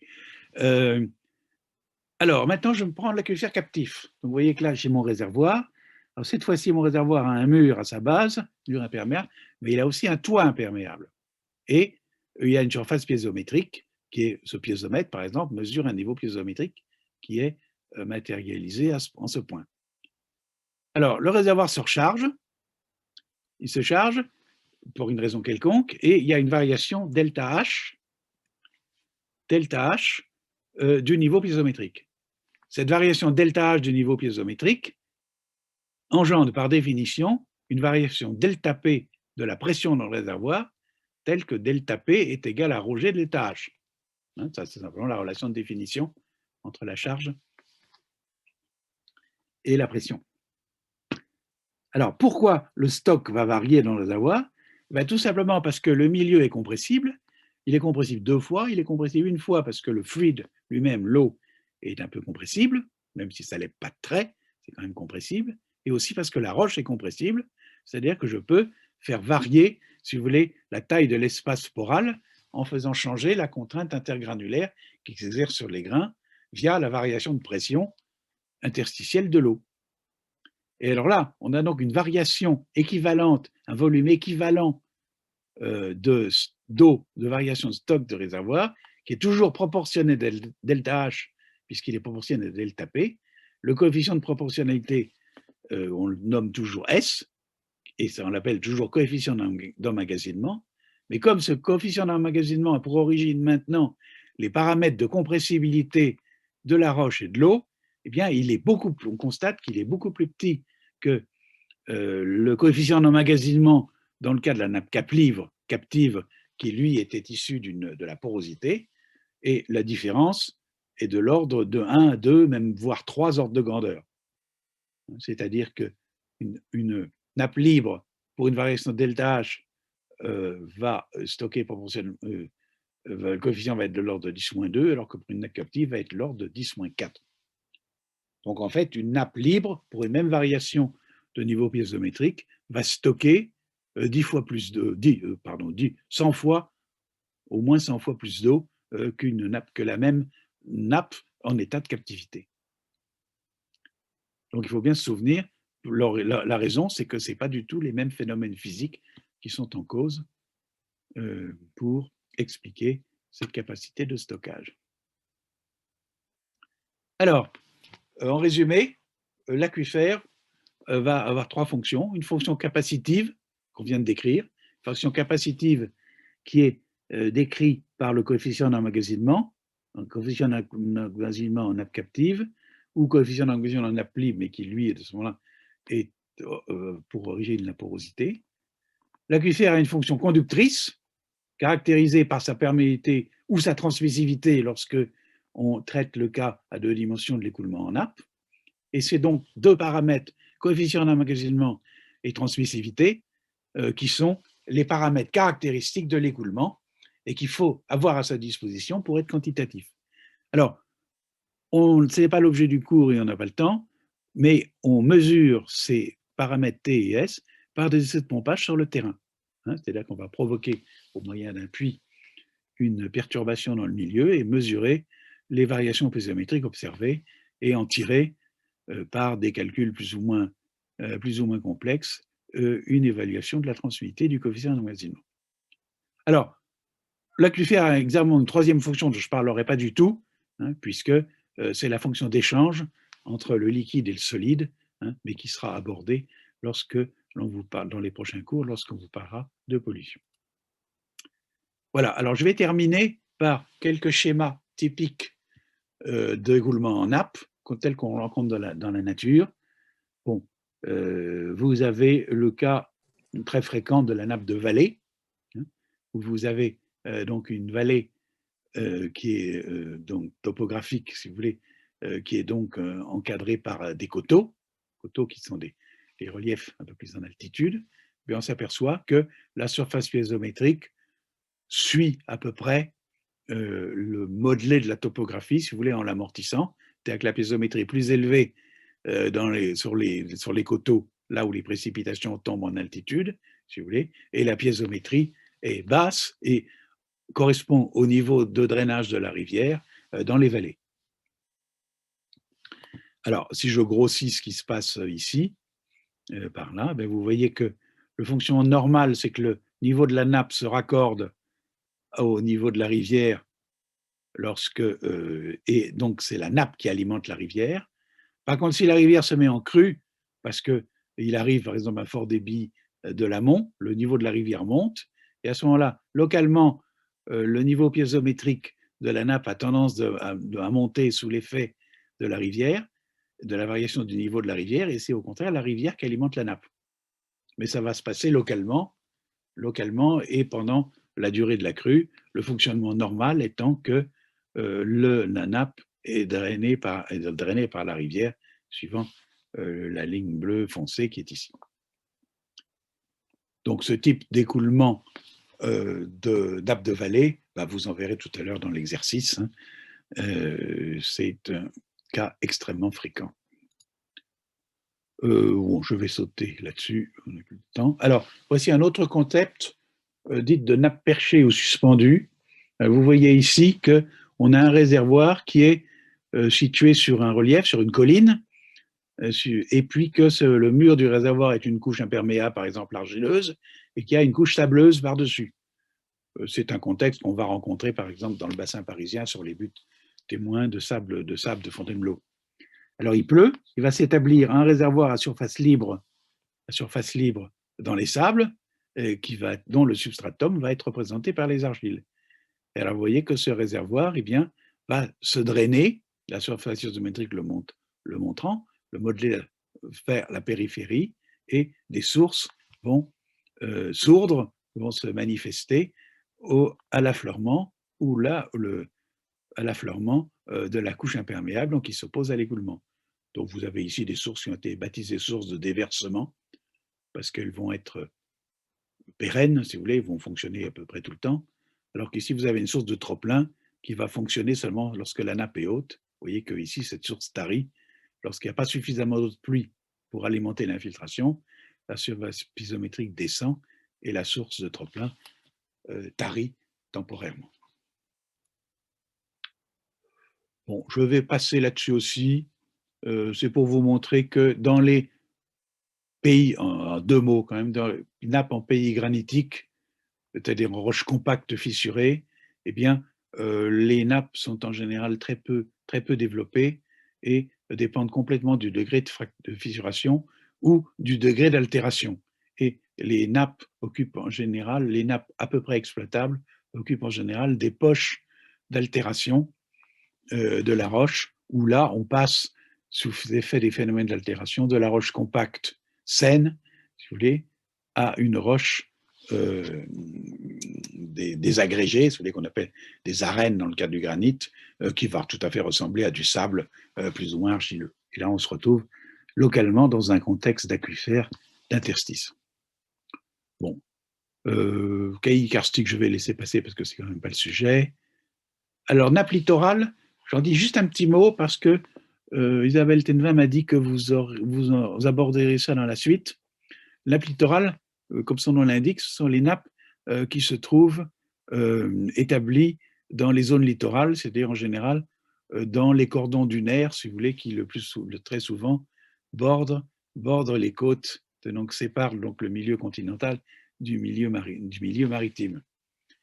Alors, évidemment, il pleut sur le système, donc il s'établit une surface piezométrique, une nappe libre dans le cordon dunaire, et cette nappe libre, eh bien, a tendance va être drainée, va s'écouler vers la mer, ou s'écouler vers une zone de forage, de captage, tel que c'est représenté ici.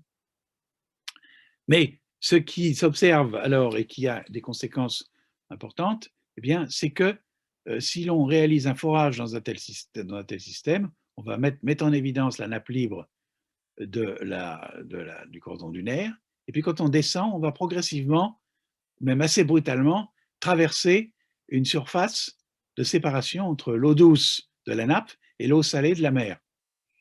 Et pour des raisons de densité, vous voyez, l'eau de mer, ça a une densité de 1,025 par rapport à la densité de 1 de l'eau douce, eh bien, cet effet densitaire fait que l'eau de mer va avoir tendance à pénétrer dans les terres et il va s'établir une séparation relativement abrupte entre l'eau douce et l'eau salée, et c'est ce qu'on appelle une langue ou un biseau ou un coin salé. Alors, ça a son importance parce que si vous faites un forage trop profond, eh bien, vous allez passer de l'eau douce à l'eau salée et évidemment, vous ne pourrez plus exploiter votre puits.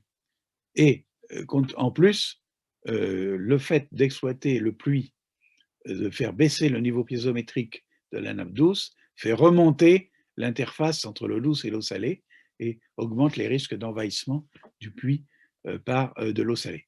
Donc, en fait, les exploitations des nappes littorales posent des problèmes d'hydrodynamique assez fins qu'il faut étudier assez finement avant de se lancer dans un programme de captage. Voilà. Oui, alors là, un petit exemple, c'est le même, mais c'est toujours l'écoulement en nappe perchée comme tout à l'heure, mais ici, je me suis posé la question d'aller un petit peu plus profond et de traverser la couche d'argile qui servait de soubassement, qui servait de mur à la nappe libre. Et à ce moment-là, on tombe dans une nappe captive, et vous voyez qu'ici, la nappe captive qui est dans ces formations calcaires, par exemple ici, qui elle-même est drainée par les rivières du réseau hydrographique régional, eh bien, cette nappe captive eh bien, possède un niveau piézométrique différent du niveau piézométrique de la nappe libre.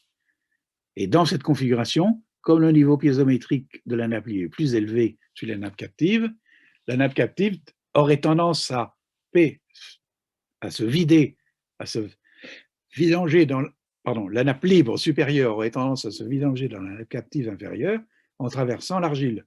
Seulement, comme l'argile est peu perméable, eh bien, les flux sont très faibles et restent quand même matérialisés deux niveaux piézométriques indépendants dans la nappe libre et dans la nappe captive.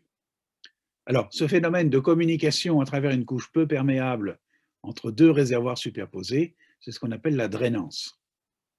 Vous voulez retenir ce terme. Bon, là, je vais passer.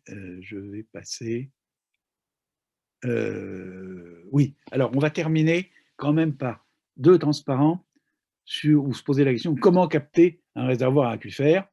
Eh bien, vous l'aurez compris, c'est évidemment en faisant un forage, en pénétrant dans le milieu saturé et en plaçant un dispositif de pompage permettant de prélever l'eau dans le puits. Donc, vous voyez ici un exemple d'un forage captant une nappe libre. Vous avez un niveau piézométrique initial qui a été dématérialisé par cette ligne. Et le forage et son équipement de pompage provoquent un abaissement local du niveau piézométrique.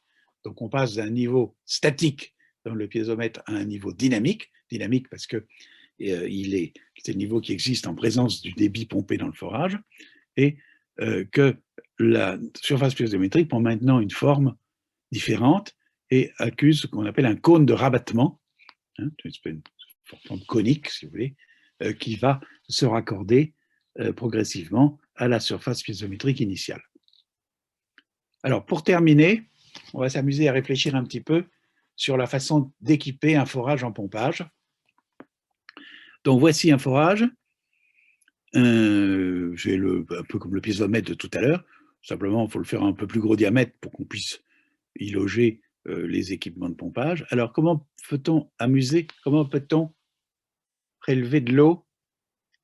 Je ne sais pas, il y a quelqu'un qui a posé une question là, non? J'ai vu apparaître quelque chose. Bon, c'est pas grave.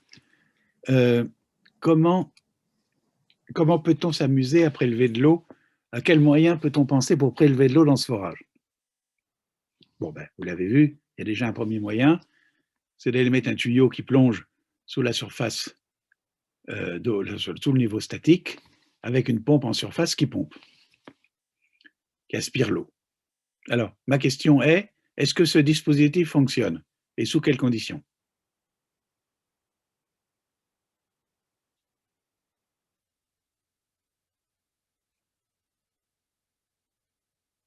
Vous êtes toujours là?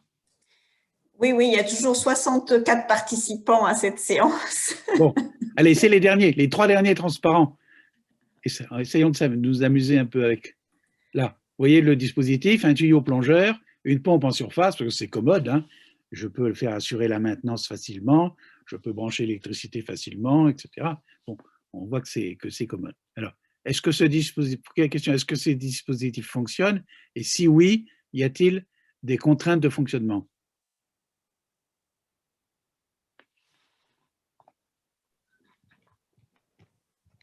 Oui, il fonctionne à condition que le tuyau soit très lent pour qu'il ne soit pas à un moment donné au-dessus du niveau de l'eau. Ah, certes, si le niveau de l'eau descend en dessous de l'extrémité du tuyau, là, effectivement, on ne va plus pomper. Ça, c'est la contrainte sine qua non. Ça, c'est clair. Mais encore. Il y a des contraintes par rapport à la puissance de la pompe. Il faut que la pompe soit assez puissante pour pouvoir gagner la hauteur d'eau dans le puits. Oui, effectivement. C'est-à-dire que vous allez avoir un certain débit Q qui va circuler. Enfin, on aimerait bien avoir un certain débit Q. Et il va y avoir une hauteur d'eau à monter. Et cette hauteur d'eau, ben, ça va être en gros entre la distance entre la surface du sol et le niveau dynamique. Hein, c'est-à-dire le niveau qu'on va avoir dans le forage quand le débit Q va fonctionner. Bon. Et est-ce qu'il y a une contrainte sur ça, sur ce rapport, sur la profondeur du niveau dynamique?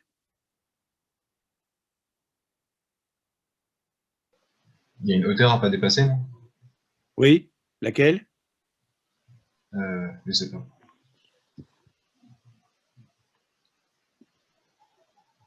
Laquelle?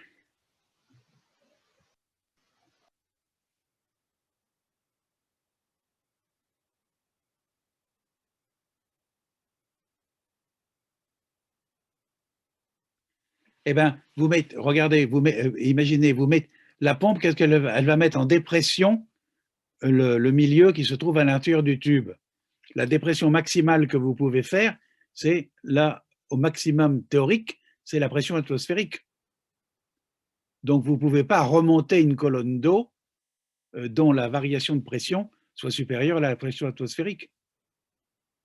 C'est-à-dire, dès que le niveau statique dépasse théoriquement la profondeur de 10 mètres, puisque la pression atmosphérique c'est un bar c'est à peu près 10 mètres d'eau, et dès que le niveau statique, niveau dynamique dépasse une profondeur de 10 mètres, il n'y a plus de débit. Donc, à partir d'un tel dispositif, vous ne pouvez pas pomper de l'eau à une profondeur supérieure à 10 mètres, théorique, et en pratique, c'est 7-8 mètres, parce qu'il y a toujours des fuites, des cavitations qui se produisent, et où les débits que vous produirez sera très faible. Donc, avec une pompe de surface, vous ne pouvez pas faire face à toutes les situations, parce que des niveaux d'eau à plus de 10 mètres dans des puits, c'est quand même fréquent. Alors, qu'est-ce qu'on fait?